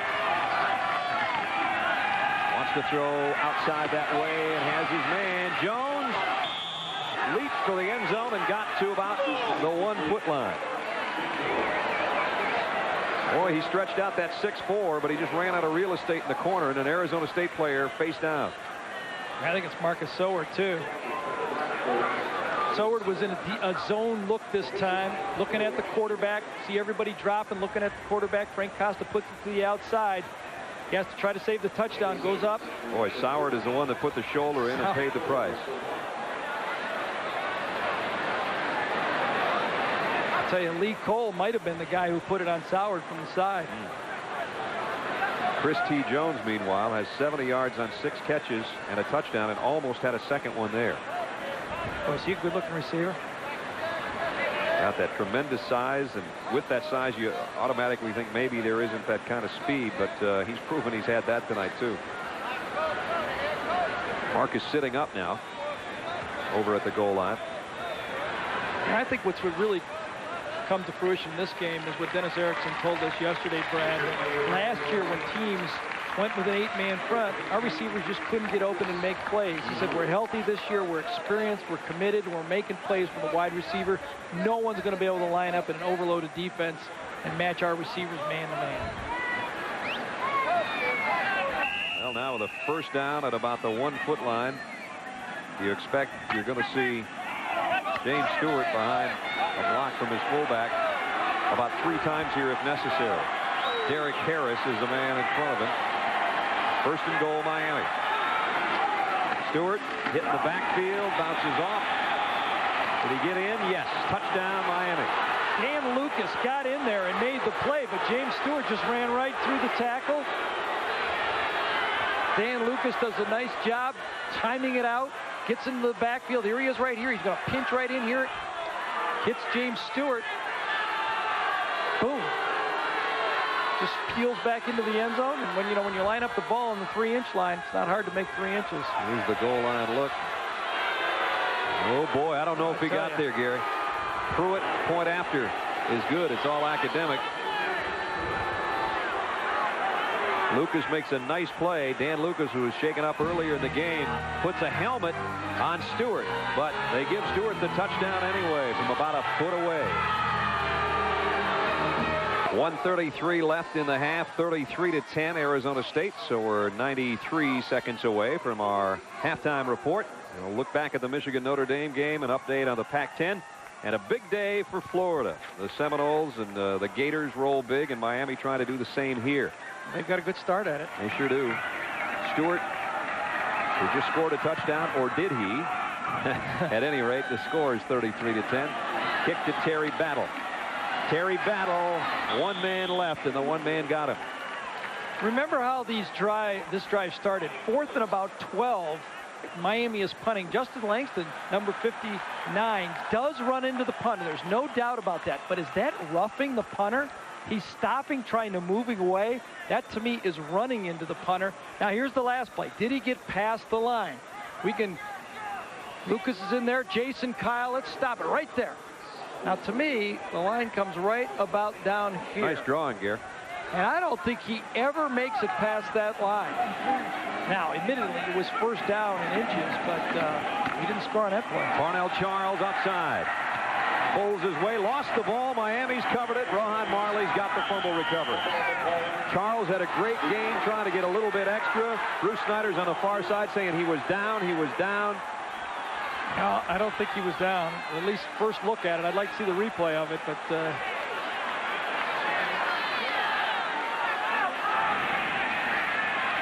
Charles coming out, just trying to run the ball and get out of here at halftime. Breaks to his left. Takes a hit, and that ball is loose just as his knee's going to the ground, but I think it was out before his knee touched the ground. They're going to let Arizona State have it. Boy, that was very close. That's why you don't want a job wearing stripes. At the 44-yard line. So now the Sun Devils do have 1:15 to work. They're trailing by 23. And they'll go with the quick opener and maybe 2 more yards for Charles. And Miami's defense clapping their hands as if to say, that's fine. Keep it on the ground, guys. We just don't have it that way. I'm a little surprised. You know, I mean, there's a minute and more and a half. The ball's on the 40-yard line. Got your timeouts? Let's throw the ball. What's the difference? 33-10 or 39-10? They will throw here. Plummer, straight drop over the middle. Nice catch made by the tight end, Steve Bush. I'll tell you one thing that's very evident when you watch the game up here is people are not that open. No, they're not. And that's the Miami speed, it seems like. Absolutely. And that's not to take anything away from their scheme, but their scheme happens to involve speed. First down, they move the sticks. The clock stopped momentarily with 33 seconds left as Plummer barks directions to both wide receivers. At the 42 of the Hurricanes. Plummer flags down. He goes incomplete, intended again for Steve Bush's tight end. Covered out there by James Burgess. But a penalty marker came up right at the snap.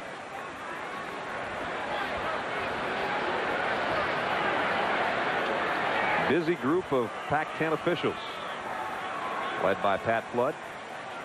They had their hands full right from before the opening kickoff, as we showed you to start the game.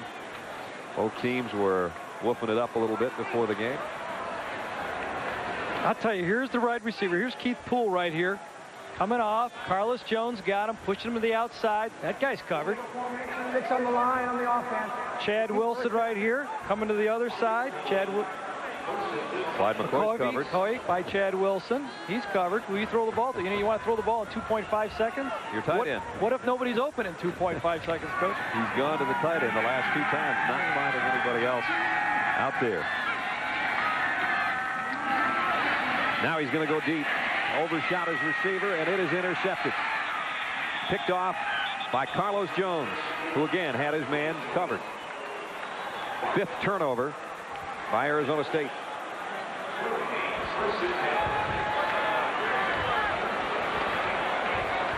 This time Plummer's going to try to throw the ball deep. Maybe they got him jammed so far close. We're going to go the ball deep this time. McCartney, Cedric McCarthy. You see the receiver that time stop on the ball. You can't stop when the ball's in the air. He didn't think the ball was come to him. Plummer said he wanted to play against Miami. Welcome to playing against Miami, Jake. Yeah, what a great deal that is, huh? The 9-yard line, the Hurricanes take over. Plummer on the sidelines. Done for the first half, it would appear, with 18 seconds left.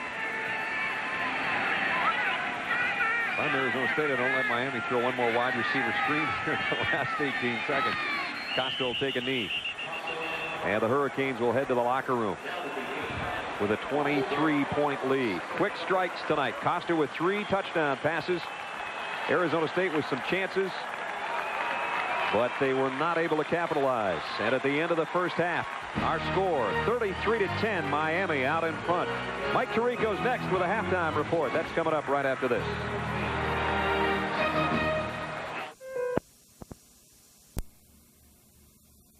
Stadium, where Miami leads the Sun Devils 33-10 as we're set to start the 3rd quarter. Miami trying to win on a field that has not been friendly. 0-3 in Fiesta Bowls here. And last year, Dennis Erickson said he couldn't get it to his wide receivers, especially in that bowl game. He found a way in this half, Gare. Well, 1 was by alignment from the Arizona State defense, but 2 was execution. He did it to 3 different guys. Jamie German does it first on the wide receiver screen. No one's going to catch him. He was gone the minute he touched that football. 56 yards there. Next, Chris T. Jones does it. A little outcut after a turnover, catches the ball. Great effort to spin out of the tackle from Tremaine Johnson and goes into the end zone. That's a 10-yarder. And finally, Jonathan Harris. Good read by Costa on a blitz, and boom, he's gone. And he has gone 53 yards for that touchdown. And I think the great thing is, getting those wide receivers involved. Erickson told us yesterday that was the difference in his football team. Yes, Frank Costa might not have played great football for him last year, but there was a lot of reasons for it. And one was he did not get the great production out of the wide receivers that Miami teams in the past had been able to do. Spread it around nicely in the first 2 quarters. 3 touchdown tosses. Warming up now because his club will have the ball first to start the 3rd quarter. Jake Plummer has struggled as he's had somebody in his face all night, and he has had trouble finding his receivers open. Well, I think the important thing for Arizona State is just play football. Get through this game. Shipman will take the kick from the 1-yard line. And somehow weaved his way across the 25. Still comes out of the pile with it, but they will blow it dead. Statistically, at halftime, as you might guess, Miami with the huge edge in the passing yardage. Yeah, this rushing yards, that's a little bit funny because in college ball, sacks are subtracted from rushing yards. But when you're allowed to, and that means Arizona State now has a great rushing defense. Yes, they're doing it by alignment, but a lot of it was sacks, too. Most of their rushing yardage came from Parnell Charles on the Arizona State side. 3rd down efficiency at one point. Miami was perfect at 3 for 3. And, of course, the takeaways also is the key on that situation. 5 Arizona State turnovers. First down of the 27. Stewart got a big hole off the left side and got out to the 35-yard line. Harlan Rashada made the stop. We go to Adrian Karsten. Guys in the Hurricane locker room at halftime, Coach Erickson real happy with the way his defense is playing with a lot of intensity. On offense, however, really upset. He doesn't think they're picking up the blitzes. Remember that shock troop we talked about? Says they've got to do a better job of that. Watch for him on the offensive line now. They're going to narrow the stances down. Center to guard, guard to tackle, do more zone blocking. They'll close up the gaps here a little bit on 2nd down and 2, you would expect. We take a look from the end zone view. 2nd down 2 at the 35. And that's a 1st down run. Dan Lucas made the stop at about the 38-yard line. Frank Costa was able to distribute the ball around the football field, taking advantage both deep, but a lot of his plays were to hit the guys, his wide receivers, in the flats, and then boom, they're going this way with the ball. That's the key. You don't have to throw the ball 35 yards downfield to get big plays. Saw that 5 for 6 on the out pattern. One of those was to Jones, who did a great individual effort, kept his hand down, kept his knee from going down to score that 10-yard touchdown. 1st down, Miami. Opening possession, 3rd quarter. Play action for Costa. Man open. Whoa. What a shot by Eddie Cade. Put on Jonathan Harris. Hello, Eddie. Eddie Cade, number 25 in a zone coverage right here. Here he is. They call him the Patriot. You got it. Patriot missile's going to put a scud on him right here. Falls in the air just long enough. Wow. Had a career high in tackles last week in the opener, 14. And he put a serious lick on Harris there. Tony Gator comes in to take Harris' spot in the lineup on 2nd and 10. Miami just inside its own 39-yard line with the 33-10 lead. Play fake again. Costa too far in front of his intended receiver. Tony Gator, we just talked about, has checked in. Let's go back to Adrian. Brad, in the other locker room over at ASU, all the defense did the talking for those guys at halftime. They went into this game with 3 goals, reiterated them at halftime. Got to out-hit Miami. You got to stop the run and force the pass, and you've got to keep Costa out of his rhythm. They did it a couple plays in the first half. They really got to put the pressure on now.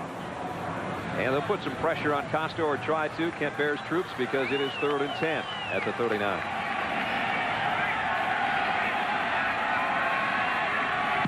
Eric Schmidt's a guy that has put a little bit of pressure tonight on Costa from his defensive end spot.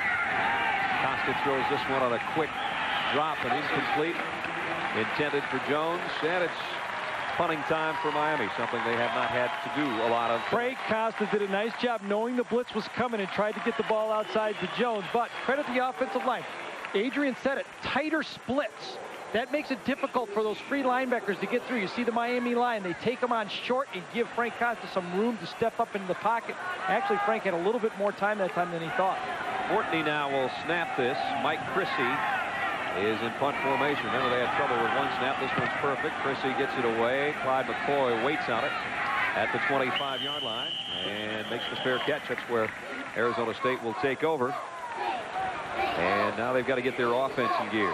And to do it, they're going to have to get Jake Plummer going. And he really struggled in the first half, Gary, no matter where he threw it. Well, for a number of reasons. He wasn't able to get the ball deep because of the pass rush. And when he threw the ball short, his receivers were covered by the linebackers, you know, so he had to distribute it.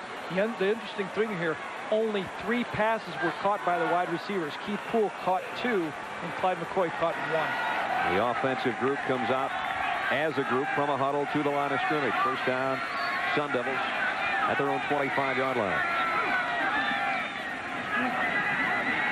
Flags down. We may have a holding call on the first snap offensively for Arizona State this half, as Jake Plummer scrambles for about 8 yards. Carlos Jones made the tackle, but I think they're going to bring all of this back. Holding, Sun Devils. And some of that might be trying to contain Warren Sapp, the All-American candidate, who's had maybe not statistically a huge night, but he will definitely raise havoc in the backfield. A sack and a half last week. Back when fall drills started at the University of Miami, they had holding on the offense.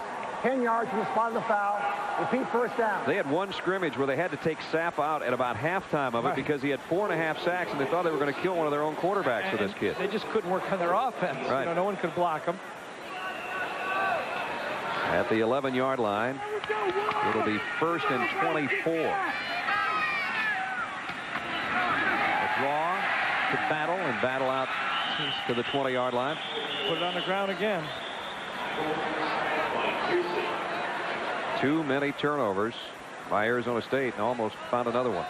You see Warren Sapp gets off the ball. They just turn him upfield. The middle linebacker is running in it. Lewis right by the play. Good call, but at this point, I don't think Miami cares if they're going to be running draw plays on them. They're going for the quarterback. Usually the best move of those guys is run right at them. 2nd down at 15. Here's the toss to battle. And Marley closed in a hurry. And so did Medeiros. To check some other scores, Arizona put a pasting on New Mexico State with 5 minutes left in the 3rd. The Baylor Bears with a big win. Boy, it's just so quiet here. I think a lot of people are very surprised that Miami was able to come in here and just dominate this football game. And it goes back to those, I think, to those 2 kickoffs right at the beginning of the football game. 2 fumbled kick returns, both covered by C.J. Richardson of Miami on special teams on kick coverage. It really turned the whole momentum in a hurry in the 1st quarter. 3rd down 11. Plummer had tremendous pressure, got it to his man, and then Ray Lewis just leveled the receiver as soon as the ball arrived. Clyde McCoy was able to get a reception, but Ray Lewis said, you know, we'll let you have that one, Clyde. Ooh. Wow. The great tradition of Miami speed linebackers. They don't even have to play nickel with these guys. They can just run. Anderson set the kick to Jamie German. We know he can run. Miami's got 10 guys up. They'll back out of the pressure and put on a return. Nice kick by Anderson. And German's only going to get about a yard on the return. So excellent hang time. Good coverage by Arizona State special teams. But right now they trail the 6th-ranked team in the country, 33-10. College football is brought to you by New Elmer's weather-tight wood glue and by Porsche. Imagine the thrill of having to commute day after day after day. Not a bad way to get to work. 1st down at the 38-yard line for Miami.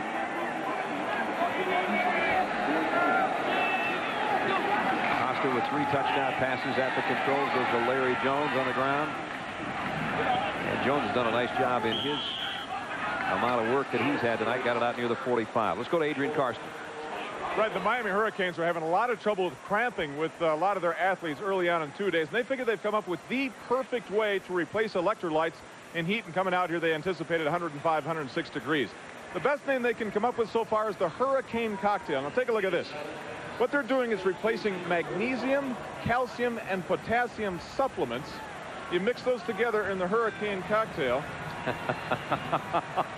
And just think, I can broadcast cramp-free for the rest of the game. You got to work on your tongue, though. You had about 6 of those last night. Karsten did. Here's Jones, close to a 1st down off the right side.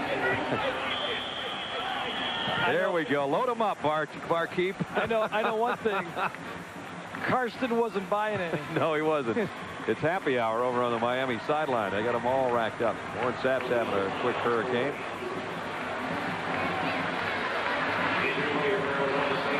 Yeah, that's 2 for 1, I think, over there. Hey, happy hour down there, huh? Let's go back to Adrian. Really what the situation is, what they're trying to do is get these supplements back into the muscles, the elements they figure they're losing so quickly.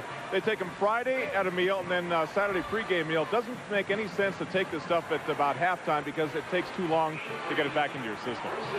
All right. I could have used a couple of those running out here the last couple of days. Did you go up the hill? I went up the hill this morning, yeah. The hill's not quite as bad as it looks, but then not quite as young as I used to be either. I didn't get up there quite as quickly as I would have. Down to 10:20 left 3rd quarter. And a 1st down as they measured. And a 1st at the 48-yard line. Gator in motion. And they'll blow this one dead before they get going on the toss to Stewart.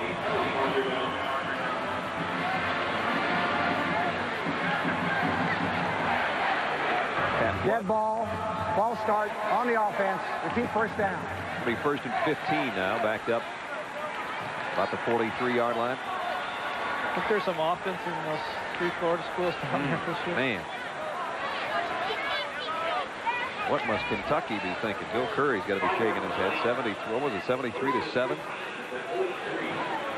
And remember, they had the Gators on the ropes last year until a very late stage of that ball game, and quite a turnaround one year. 1st and 15.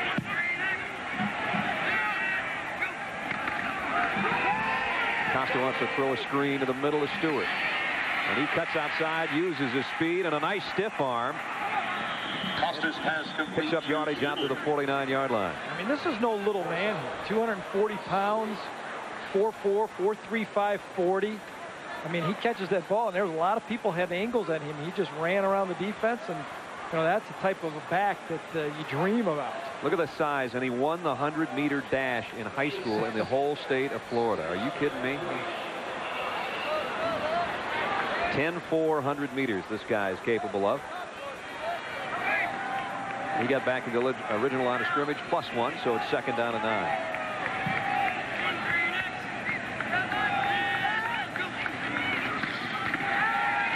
Costa fires incomplete. Jamie German was the intended receiver. And Costa 3 touchdown passes tonight, 2 interceptions. Last year a starter for 5 games, and then it was Ryan Collins in there. Yeah, I thought it was pretty interesting talking about to Coach Erickson yesterday as we look at Ryan Collins that Dennis said, you know, I think I made a mistake last year. Pulling him was not the thing to do. It was not Frank's fault that we weren't putting points on the board, and you know, he had to be just part of the problem. He was not the reason they couldn't score last year. You got to give credit to Costa. He went out spring ball and won it in a even-up battle going into spring football with Collins. Won it rather handily, and he has handled things pretty well tonight. And he just threw a rocket to the 35-yard line into double coverage, complete to Taj Johnson. This is about passing 101. One receiver goes out to the flat, one receiver holds the linebacker inside, and the outside receiver curls into the opening. Perfect zone cut. You see one receiver goes to the flat, one receiver holds inside. There's the seam. Boom, right in there. That's as easy as the first play you put in when you put in a zone cut. Frank Costa has room to step up into the pocket, and that's the way you throw the ball. You want to throw a low ball on that hook so the receiver can catch it, fall to the ground for a first down. First down inside the Sun Devil 35 with 9 minutes left, 3rd quarter. And now Stewart. Here again, he gives a lot of ground, and sometimes speed can kill you. I think he thinks he can always outrun a defense. Flag flies in. A couple of flags near the end of that run. I think we might have an illegal chop block or something. I don't think it was a late call. It's going to be a clip. One of the wide receivers came back to try to peel somebody off, I think, and got mixed up in there, and they'll walk it off against Miami. Clipping by the offense during the run. Repeat first down. Call was on Tony Gator coming in to try to help, and coming from the left side of your screen. He was going to try to get his helmet in front of him. Couldn't do it. I don't know. He was throwing the ball block on Eddie Cade right there. I don't even see anybody fall down. You could even say that Gator was trying to get out of the way not to block, clip someone on a play. Just a little Gator bite, that's all it was. Backs it up to midfield anyway, where it's 1st and 25. Sun Devils show blitz. Yes, they show that almost every snap. Costa drills another one. Ball loose and picked up. Was it a completion? No, they're going to say incomplete. Again, Eddie Cade, the free safety, came across. You can see. Lost a contact, I think, maybe. No. Eddie Cade, zone coverage again, reading the quarterback. He's right over here in the corner. Watch him read Frank Costa and break on the ball. Jermaine Chambers is the guy who catches the ball, and boom, he lays it on it, and that's what you ask your safety to do, is come up and make those type of plays and jar those receivers when they're running a slant pass. And they're getting Eddie Cade another contact lens behind the Arizona State bench. If you thought he was pointing at his eye as if to say, I had him in my sights, I don't think that was it. He goes out for a play. Simmons comes in to take his spot. Costa from the gun. There's that Wide receiver screen. Jamie German again in the secondary. Waits for a block. Jamie German inside the 10. He'll score. Touchdown. 50 yards this time. Did Sid Gilman call that play or what?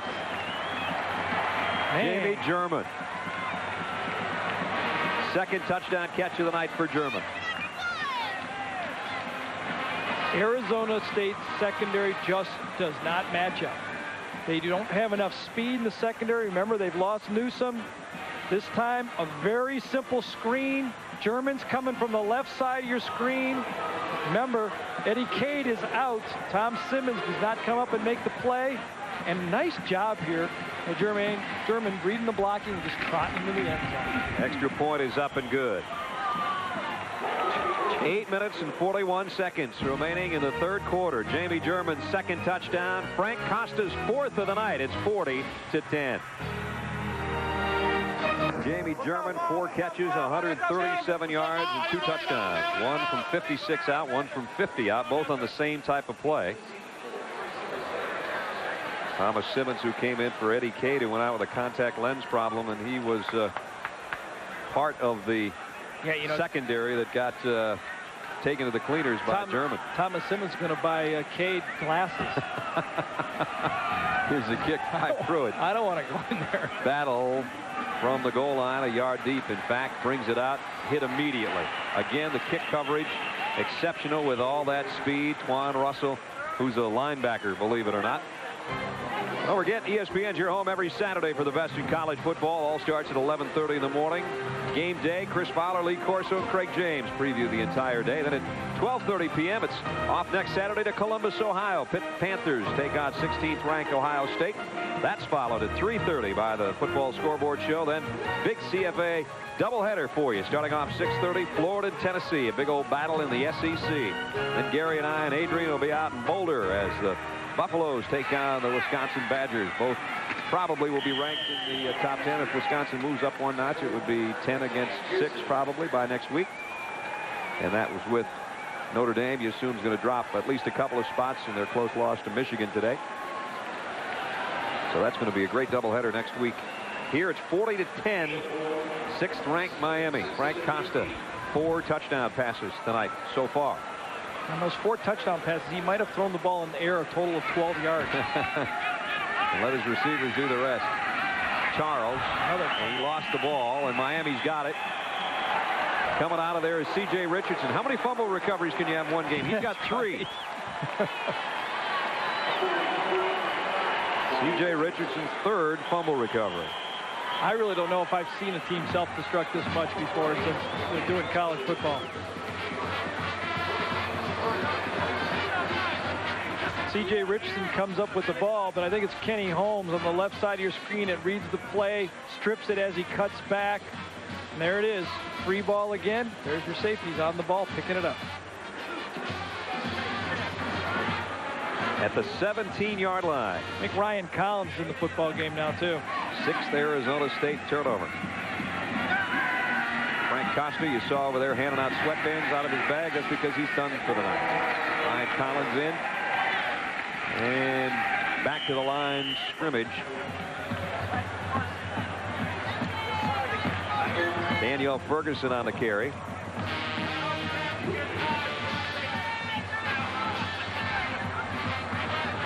The 17-yard line. Bring up 2nd down at about 10. Collins came in 6 games as a starter last year. You saw the numbers. Impressive, really, quarterback statistics, although he is not as impressive a passer as Frank Costa. He doesn't throw the ball as smoothly as Frank Costa does, but he gets the job done. Had a good ball practice, but Dennis went with Frank Costa. Collins might have changed the play up here. He wants to throw, and instead he gets buried into the ground. And it's Landridge who has a safety tonight and his 2nd sack. Yeah, mess up by the right side of the line. The tackle and actually it was a tight end or wide receiver. I think it was the tight end that did not block the outside rusher. No wonder they call Landridge part of that shock troop that Adrian was talking about earlier. It is Landridge coming from the left side right over here, but watch, no one is going to block him at the end. Mix up, both guys turn them loose, boom. Hello, Ryan. Ryan wanted to throw. 3rd down at 15 now. 6:40 left in the third quarter. Kind of a delayed looking snap. Collins does drop back now and fires near side. He's got a man, and it's 1st and goal inside the 5, and this one goes to Todd Johnson. Oh wait, it looked like 21 guys started before the ball was snapped on that play. I don't see a flag though. It's a nice throw by Ryan. It looked like everybody had the right snap count except the center. Maybe just a late drop by Ryan Collins. Anyway, it's 1st and goal, and Miami is down knocking on the door again. I don't think there's any doubt that there was a false start on that play right here. Right side of your screen. Boy, people moved before the ball moved that time. That just didn't look right when the play was running. It didn't look right on the replay. Ferguson straight up the middle will score easily. Standing up for the 46th Miami point.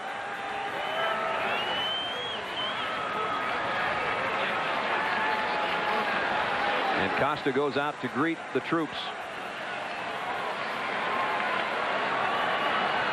Danielle Ferguson's going to take this one right up the middle.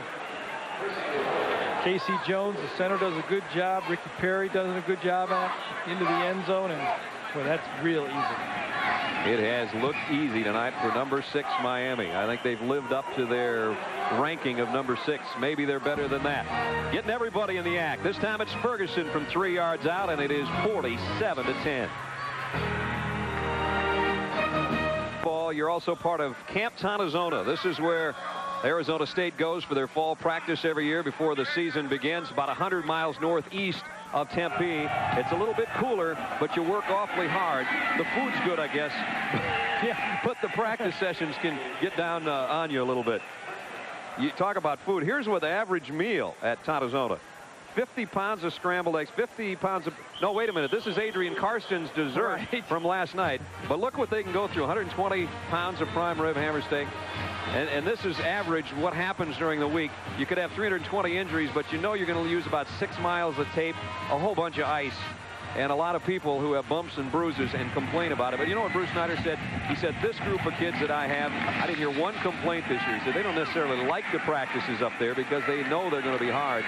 But they have hung in there, and they know that it takes that kind of hard work to become a better football team. And I suppose this will be a learning experience for not only Jake Plummer, but the whole Arizona defense, or the whole Arizona team, rather, in that they're getting pasted right now by Miami, 47-10. Well, of course, Frank Kush is the guy who's instituted the camp, and it was somewhat of a torture camp. But, you know, being here, Brad, it would be impossible to go through double sessions in 110, 120-degree heat. They're forced to go up there and work out in 85, 90-degree heat. Parnell Charles may be on his way to a 100-yard game. That's going to be one of the only bright spots. Let's go to Adrian Carson. Brad, a couple of the Miami defensive players told me they came into this game trying to reestablish that tradition, that mystique they had back in the late 80s. And part of that was hitting like crazy first, then pointing the finger, maybe the trash talking. Well, the line judge, Chuck Zubin, has just warned Warren Sapp and now Dennis Erickson. Any more of the trash talk, you're going to get a flag for 15 yards. You know it's never going to completely go away. Maybe they're really not talking trash. Maybe that's just Miami. Oh, you know? There's going to be some talking right there after that hit. You know, Brad, knowing that we were coming here to do Miami, Benny Blades, the great all-pro safety of the Detroit Lions, I talked to him this week, and I said, what's the difference? He said, you know, when we were with Miami, we talked trash, but first we blocked and tackled you. Then we talked trash. And I think that's the Miami team got away with it, thinking they could just intimidate players. You got to play first. Then if you want to do some talking, doing it after you knock someone down. Marvin Davis was the man that did some knocking down there and forced the punt. Arizona State.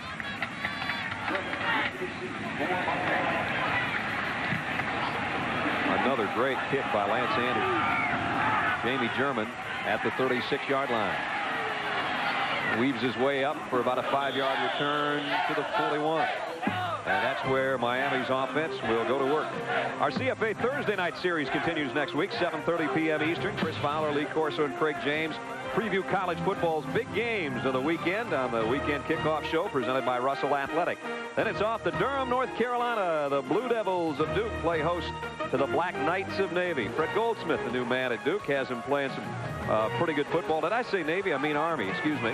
We'll also get a chance to see Army's fullback, Akili King, who's something special to watch. That's next Thursday night from Durham.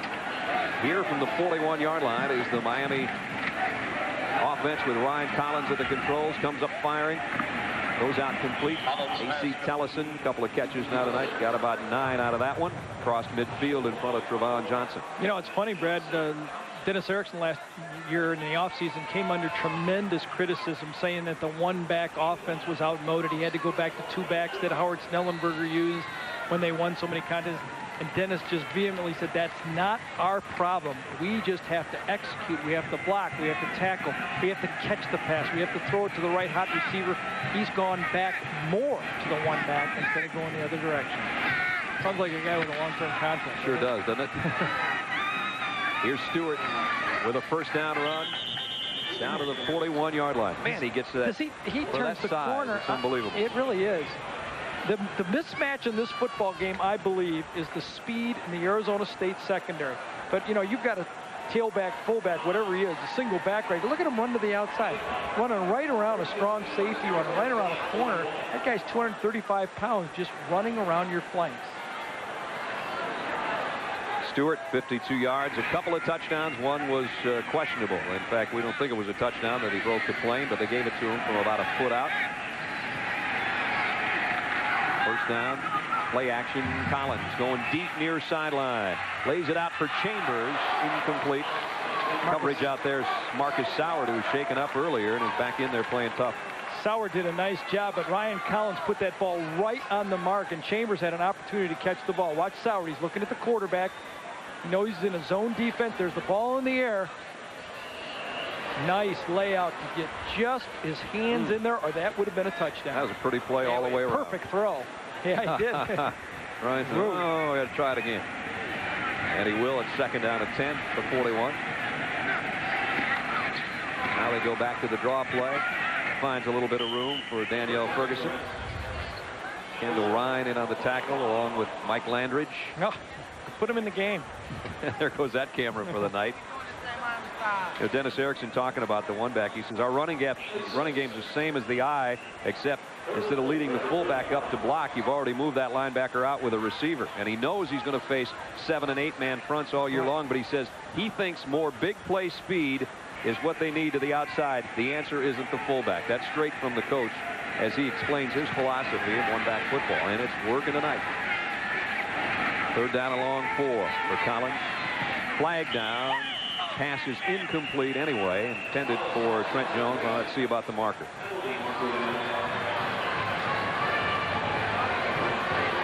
It is a holding call, Miami. Fred, the key is, though, as we've talked about, when you're going to go one back and you're going to have 3 wide receivers in the game, if someone's going to outnumber you and force you to pass, you have to execute. You got man-to-man coverage, but if your quarterback has a bad game or you drop a few balls, then the field gets a little long and you start punting the ball and you get a little frustration. So when you've got a mismatch like they do in this football game, you know, it was maybe the #1 quarterback. Remember, the #1 cornerback for ASU, Craig Newsom, isn't even playing the football game. You're down to your 3rd and 4th corner trying to cover great wide receivers. Bruce Snyder says, let's take them that way. Here's a call. Holding on the offense. 10 yards from the spot of the foul. Repeat third down. Casey Jones, the center, is considered probably the best lineman on the front wall for Miami. Played last year. Yeah, you got to take them down. You're not going to let anybody. When you got to lead 47-10, you take them down. Sean Swade is the guy he took down.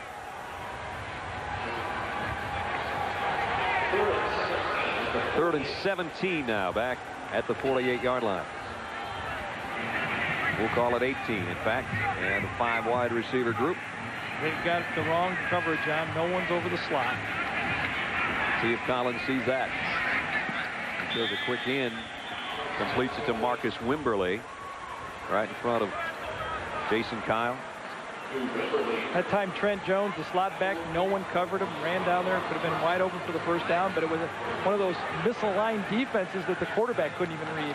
By the time this game's over, you get the impression, though, that Miami is going to have about 10 receivers who have caught footballs tonight. You know, it'd be interesting to see just how far these guys have run after the catch in total yards. Chrissy, the punt. Straight up in the air. And McCoy has to take the fair catch at the 11-yard line.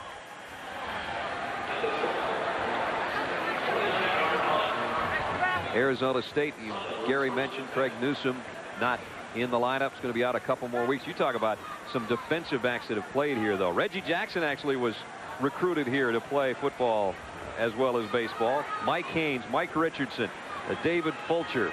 You go down the list, you go through the years. Eric Allen, Anthony Parker's with the Vikings. Eric Allen, great pro with the Eagles, and all those guys had tremendous NFL careers. I think I threw interceptions to about 3 or 4 of them. Defensive back you.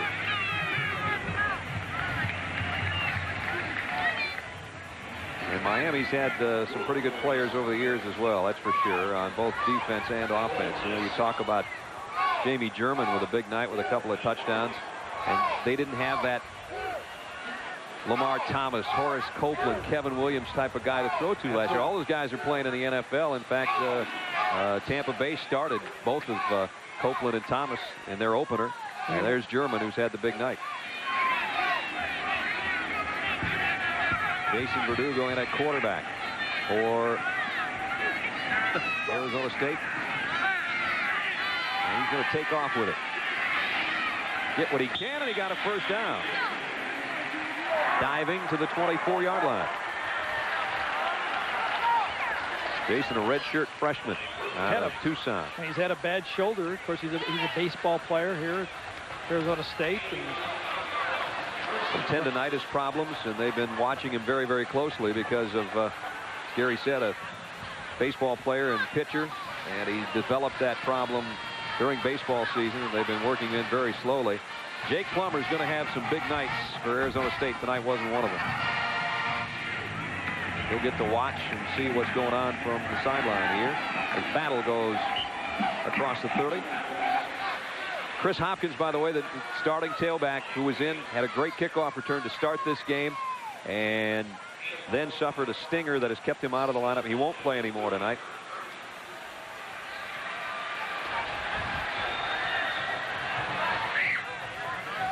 The other injury we had from the Miami sideline, Chris T. Jones, who had a touchdown catch tonight, suffered a bruised shoulder making a diving attempt at a catch, and he won't play. He won't have to play anymore tonight. Of course, Troy Royal, too, the wide receiver for Arizona State. Right, and they were going to have x-rays to see whether or not he had a break in his leg.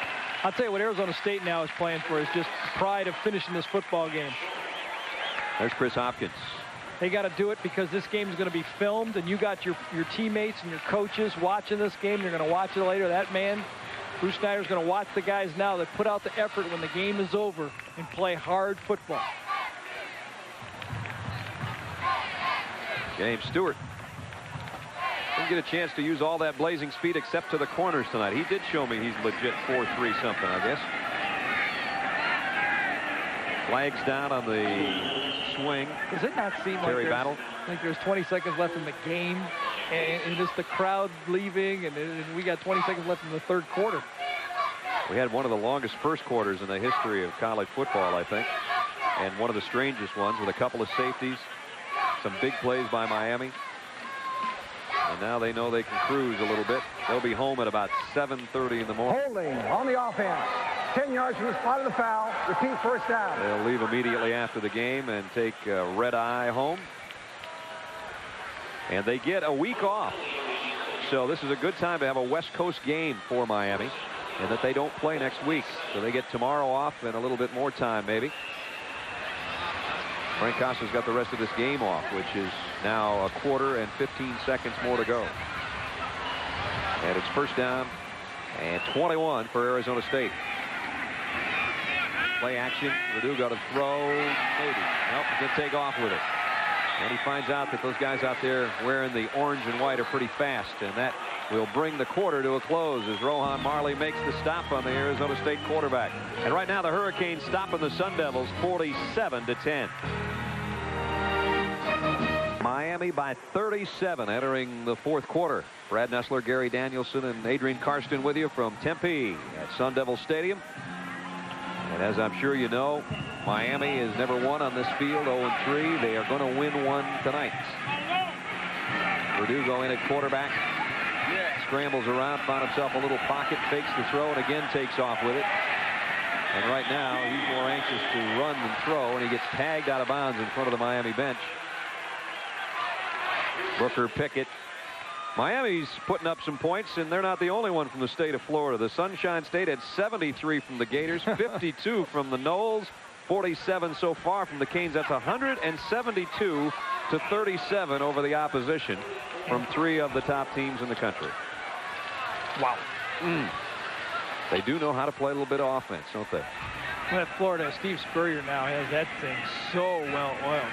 That is just an amazing type of offense he's got going there.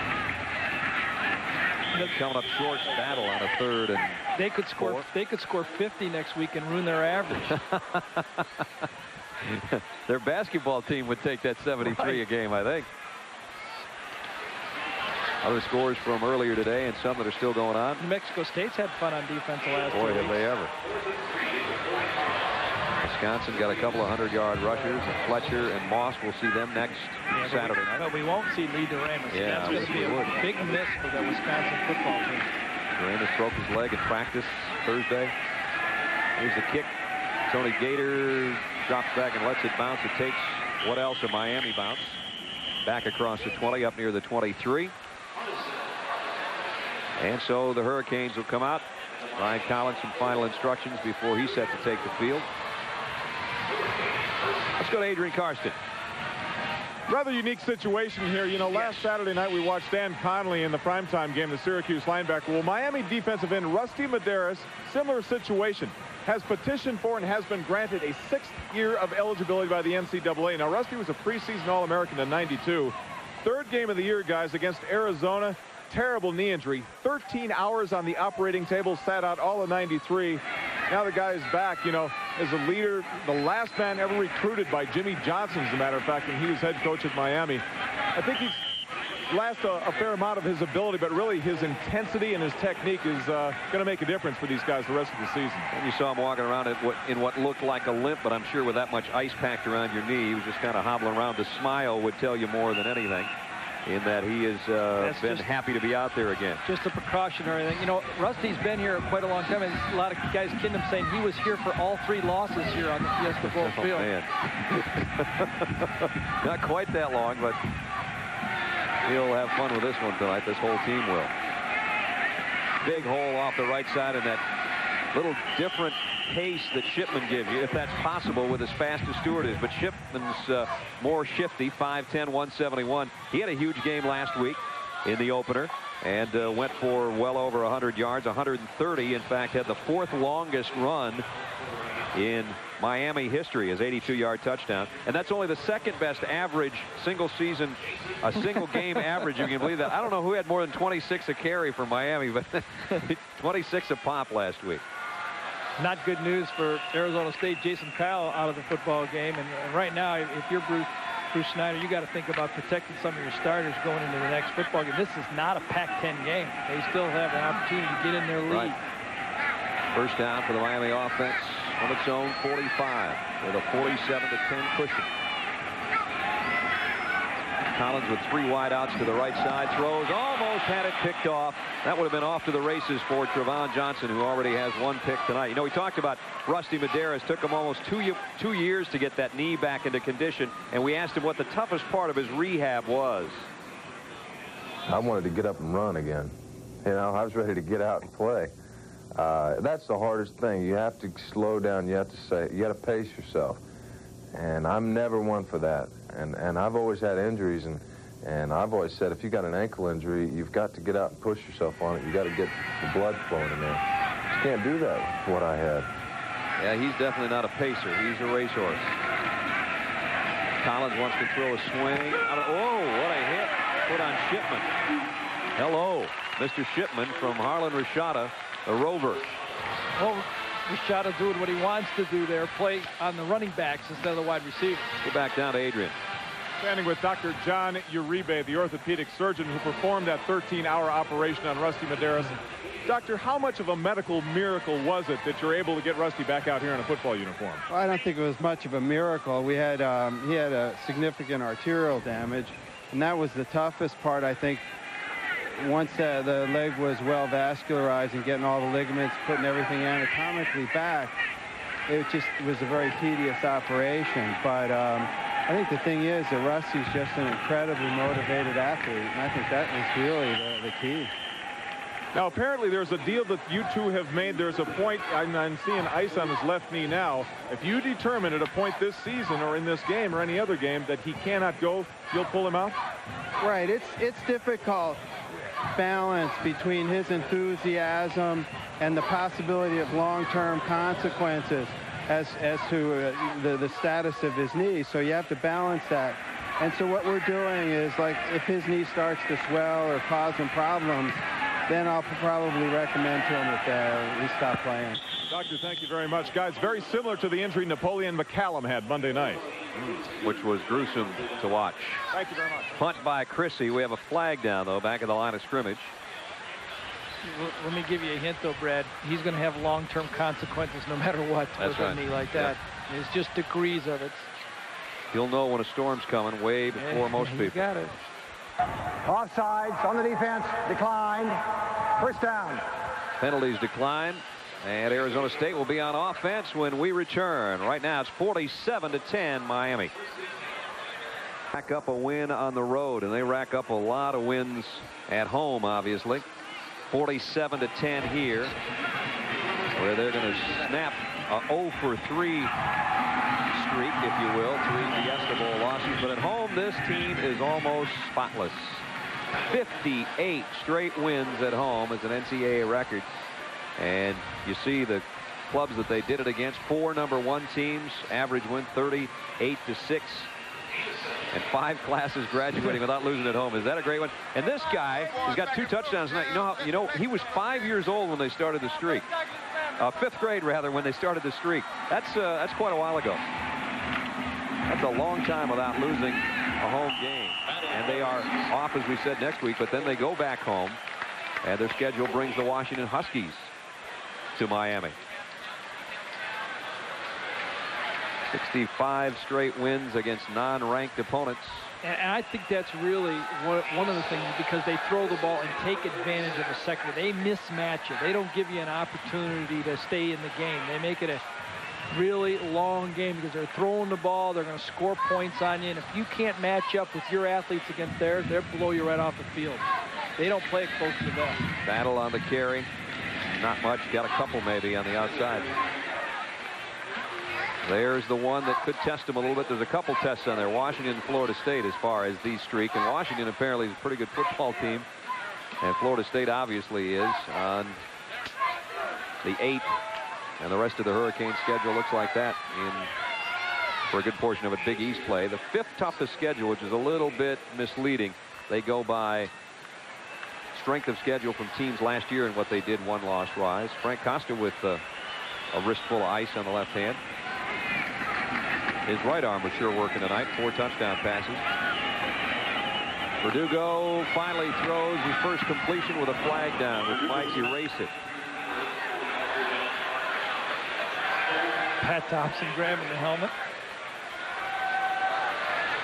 He is apparently the guy that was called with a holding. Pat played much of the night. Pat Thompson against Pat Riley on the defensive side for Miami. And those guys got to go head up tonight offensively and defensively, and I suppose did that back when they were kids too.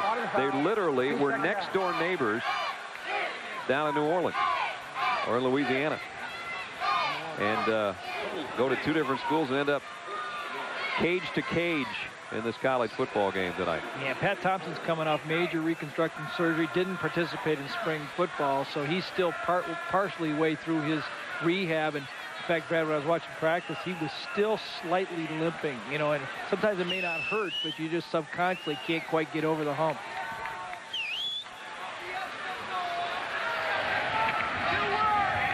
Got to get rid of it. Verdugo finally does. Incomplete. Looked like they were trying to set up a middle screen as we go down to Adrian. Guys, you're not going to believe this one. A little bit earlier in the game, a defensive lineman for the Hurricanes, who should remain nameless because I value my life, comes up and says, hey, when did these guys change their uniforms? I looked at him. The other players looked at him. said they're not wearing the same colors they were when we were here for the Fiesta Bowl. Oh, wrong Arizona team. So much for preparation. Now listen, I figure the positive thing is they didn't forget about the outcome, and look what they did tonight. Somebody told somebody, well, we're going back to that same field where we got throttled in the Fiesta Bowl. Let's just pay them back. We don't care who we're playing, we'll pay them back. That's a great story. You talk about sleeping in the meeting room. Another flag down. Before the snap, false start on the offense. Repeat third down. Well, the Pac-10 is loaded this year, it appears, and Bruce Snyder knows his troops have got that league to worry about. Pac-10, I think, might have been a little shocked that, that Penn State team just ripped USC. Yeah, they did. That was surprising. I thought Penn State would win that football game, but they were dominating that football game. Third down and 27. And a draw play to Battle. Doesn't go too far. They're still swarming around. Miami's defense will close whatever opening you see in a hurry. Burgess and Barnes happen to be the guys that did some closing there. Along with Baraka Short. Warren Sapp in the middle of the group. They can mug a little bit now. 47-10. Marcus Williams will punt this one for Arizona State.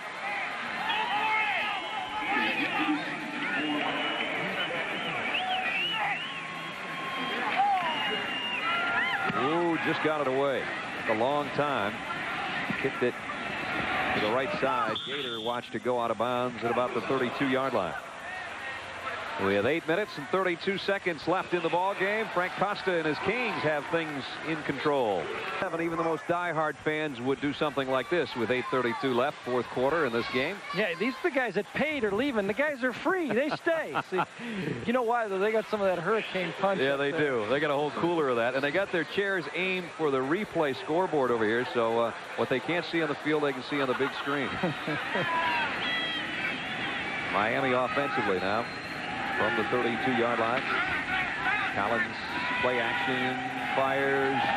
Looked like it was going to be a little bit high. It was incomplete, intended for Marcus Wimberly. He had his hands on it. Trevon Johnson did a good job that time coming in and busting up the play. I think it's important, though, that Ryan Collins does get in there and throw the football in this game. If something happens to Costa, you have to have your backup quarterback in there and throwing and be ready to play. There's young guys behind Ryan Collins, too. A couple of freshmen. Yeah, highly recruited freshmen. Scott Covington and Ryan Clement are guys that now will be really part of maybe even the immediate future at some point in this season for Miami. There's a reason for that we'll tell you about after this draw play by Danielle Ferguson. And Danielle takes it out to the 47-yard line. Give him a first down for Miami. The reason those young quarterbacks could come into play is that the guy that was normally the number 3, Chris Walsh, Steve Walsh's younger brother, transferred this week from Miami, left, and has gone on. He'll enroll at the University of Minnesota. And so these young guys are going to get a look maybe much quicker than they had anticipated. That's right. Ryan Clement. And, you think about Chris Walsh going to Minnesota with their quarterbacks in their senior year up there. He very well could be the starter for Jim Wacker next year in the Dome in Minneapolis. So maybe it'll work out for everybody. That one delivered a little bit high again. Jermaine Chambers this time, the intended receiver, found himself twisted around trying to make a catch going backwards. So many receivers who have played tonight for Miami, and so many have caught passes.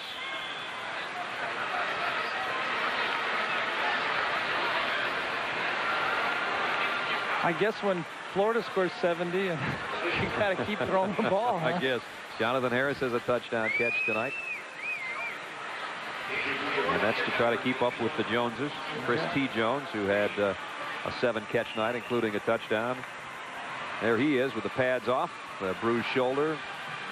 And I'm sure will be well healed by the time Washington comes calling in Miami after a 2-week period before another game. Second down 10. Gator in motion. They toss it to Ferguson. And he paid for that yard, that's for sure, as Lucas and Ryan got up there to make the hit. Be sure to be with ESPN this Sunday, NFL Game Day and Prime Time. Game Day starts at noon Eastern. Chris Berman, Joe Theismann, Tom Jackson, Chris Mortensen, and Phil Simms all there. They give you the most comprehensive pregame show in the National Football League. Then at 7, Chris and Tom come back with you with Prime Time. You'll see highlights and analysis of all the day's games. And there are some good ones tomorrow, of course, highlighted by the Joe Montana, Steve Young, Kansas City, San Francisco matchup that is drawing so much attention this week. Those guys will have all that covered for you tomorrow on ESPN. Here's a quick toss intended for the tight end Chris C. Jones, as we try to get all our Joneses to at least handle the ball tonight. Got the whole alphabet in now.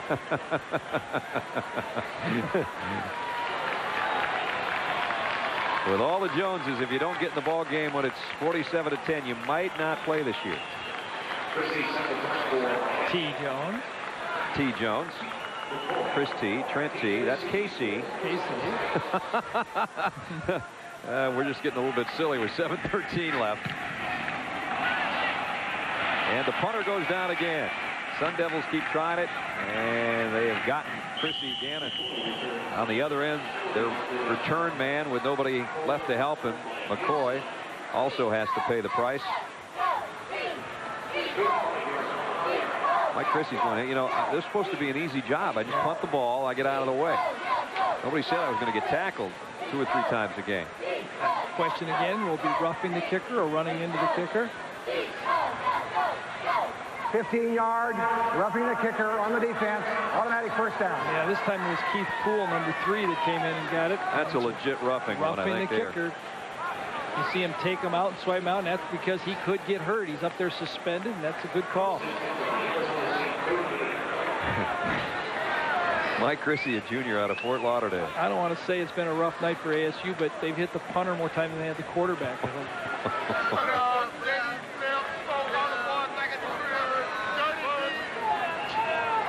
Frank Costa, 4 touchdown passes tonight.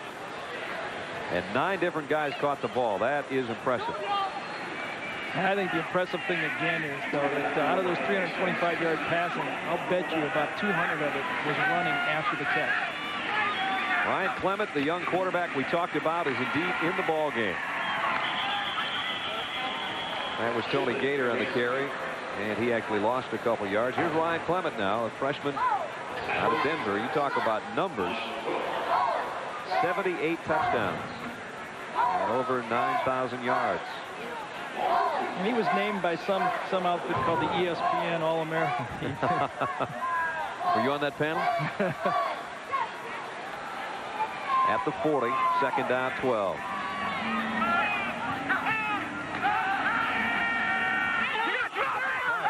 The out on the far side and shows his arm with that toss out to Jermaine Chambers. That's a long way across the field, and it got there pretty quickly. Tough job playing quarterback here at Quarterback U.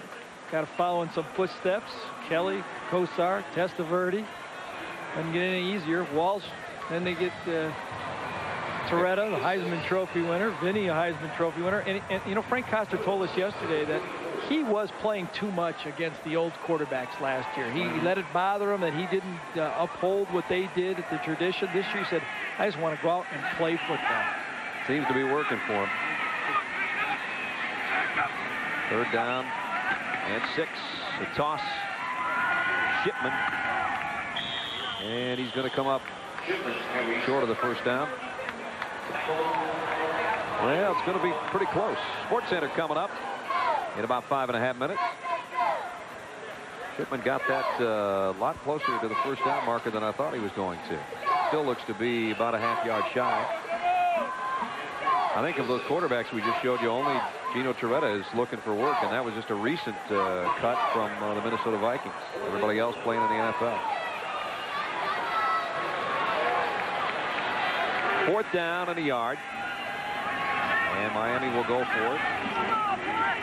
It's really their only choice. It's not like they're trying to make it any worse than it already is, but they might have to now come up with a 4th and 6. Now they can back up and punt. That was the play. Well, before the snap, ball start on the offense. Repeat 4th down. Well, you got a lot of young guys that they're playing, and they're giving them some experience.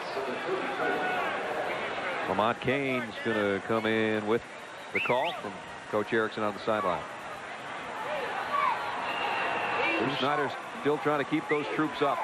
I tell you, when you talk to that guy, you can tell that he lets his coaches coach, and he works on the psychology part of things, and he's going to have to put that to work this week with this young bunch of guys he has at Arizona State.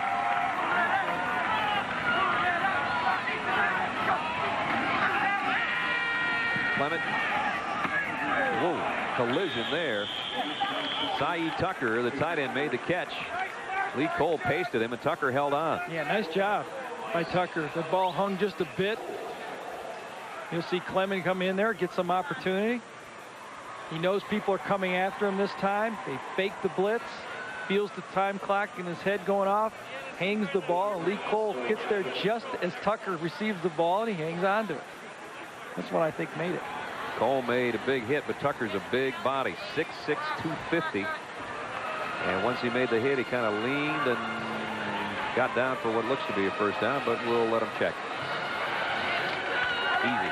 Not even close. 4.5 minutes left in the game. Miami rolling.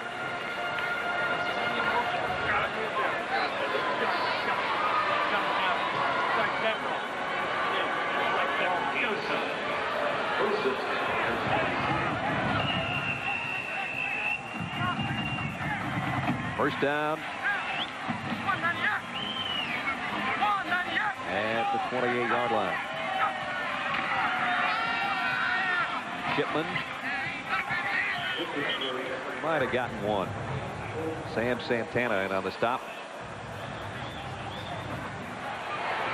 Well, interesting to see how Arizona State reacts to this type of pace thing. I mean, they came into this game very confident that playing in the Big Ten, facing some very tough defenses, playing against Washington and Arizona, they said, hey, there's nothing haven't seen in the Pac-10 that Miami can do, but I don't think they've seen the speed of wide receiver. Well, all three of their non-conference opponents this year were in bowl games last year, and they've got Louisville coming up next. Louisville, a bowl team last year, so they've made it maybe even tougher than needed to be. The Pac-10's tough enough. Whistle dead. No fumble there. And Arizona State will start to play Notre Dame before the century is over. They are close to signing a deal with the Fighting Irish, so that will bring a higher profile game, another non-conference opponent. That's a huge game for Coach Snyder. 1990 Coach of the Year in the Pac-10 when he was with California.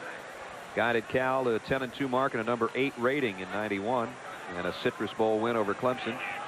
0-2 against Miami, though, and soon to be 0-3. And those 0-2s were when he was at Cal.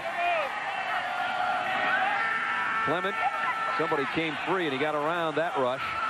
Throws on the run, and almost picked off in the end zone by Trevon Johnson, who already has one tonight. Ryan just trying to throw that thing away, I think. You got to give him the benefit of the doubt on that one. I think he was maybe trying to squeeze one in there. I would think young guys would be more likely to do that, wouldn't they? Well, I want to get a stat here. I think I've squeezed a few ones when even my 12th year that you try to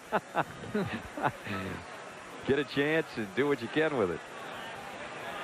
4th down and a long 8.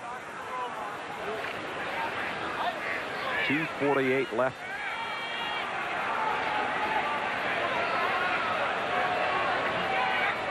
A freshman quarterback again with Landridge all over him. Goes incomplete, in and out of the hands of Trent Jones. Did a nice job stepping away from that blitz and getting it off, but dropped. Arizona State takes over on downs offensively, but they're trailing Miami 47-10.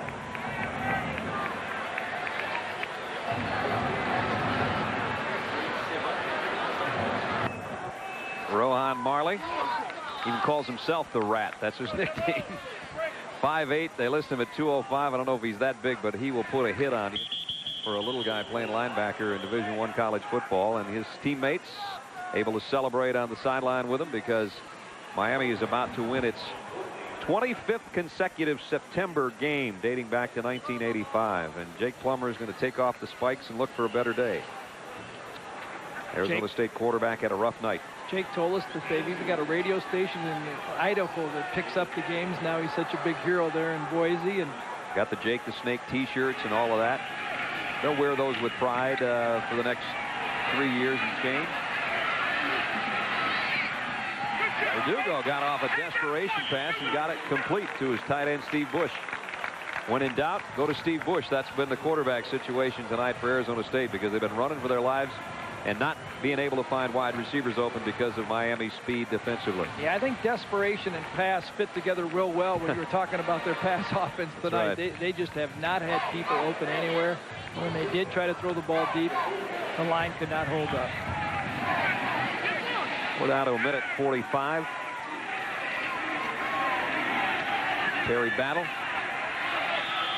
And Terry skips out to about the 47, maybe the 48-yard line. Aaron Jones knocked him off his pins. Going to be short of the first down by a yard or so. Hey, Bruce Steiner has not given up one play in this game. He's been working his team, tell him to finish it off and just get out of here, and we play football from the first play of the game to the last play of the game. And again, they use that one at a time theory. They talk about one at a time every play, then every series, and every quarter, every game. And when things don't go right, they have a little sign they give each other as they wave their hand past their ear and the side of their head, as if to say, okay, that one's gone. There's nothing you can do about it. Let's go on from here. I told the coach he should talk to my wife about that theory, about not holding grudges. I asked if he'd give her a call. Just let it go. We're under a minute. One at a time. Now this one's going to go in one in the loss column. Battle.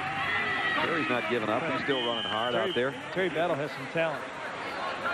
Terry Battle and Parnell Charles have been a couple bright spots offensively tonight, but there's been too many hats on gold helmets tonight. Yeah, when you have gold paint on a white helmet, you know you've been hitting some people. See, Ron's going to take that one home and say, look at this trophy, boys. I let somebody have it big time. How often do you see the linebacker smaller than the coach? Second down and 2. Doesn't matter much with maybe the last play of the game coming up here. Terry Battle not giving up. Battle gets into the secondary, takes a shot at the 30-yard line from Kevin Brinkworth. Dennis Erickson is going to smile leaving this stadium for the very first time. The previous 3 encounters by the Miami Hurricanes into this facility have been losses in Fiesta Bowls, including one that Coach Erickson was obviously a part of last year, 29-0 from Arizona. But Arizona State takes it on the chin from the Hurricanes in this one tonight. Jamie German, a couple of touchdowns in a 47-10 win for Miami. Coming up next is Sports Center with Brett Haber and Chris Myers. Some of the stories we'll be following: college football's top 25 scores and highlights, U.S. Open tennis highlights, the baseball strike talks, and more. Once again, our final score: Miami 47, Arizona State 10. For Gary Danielson, Adrian Carson, and our entire ESPN crew, I'm Brad Nessler saying good night from Tempe, Arizona. Sports Center is next.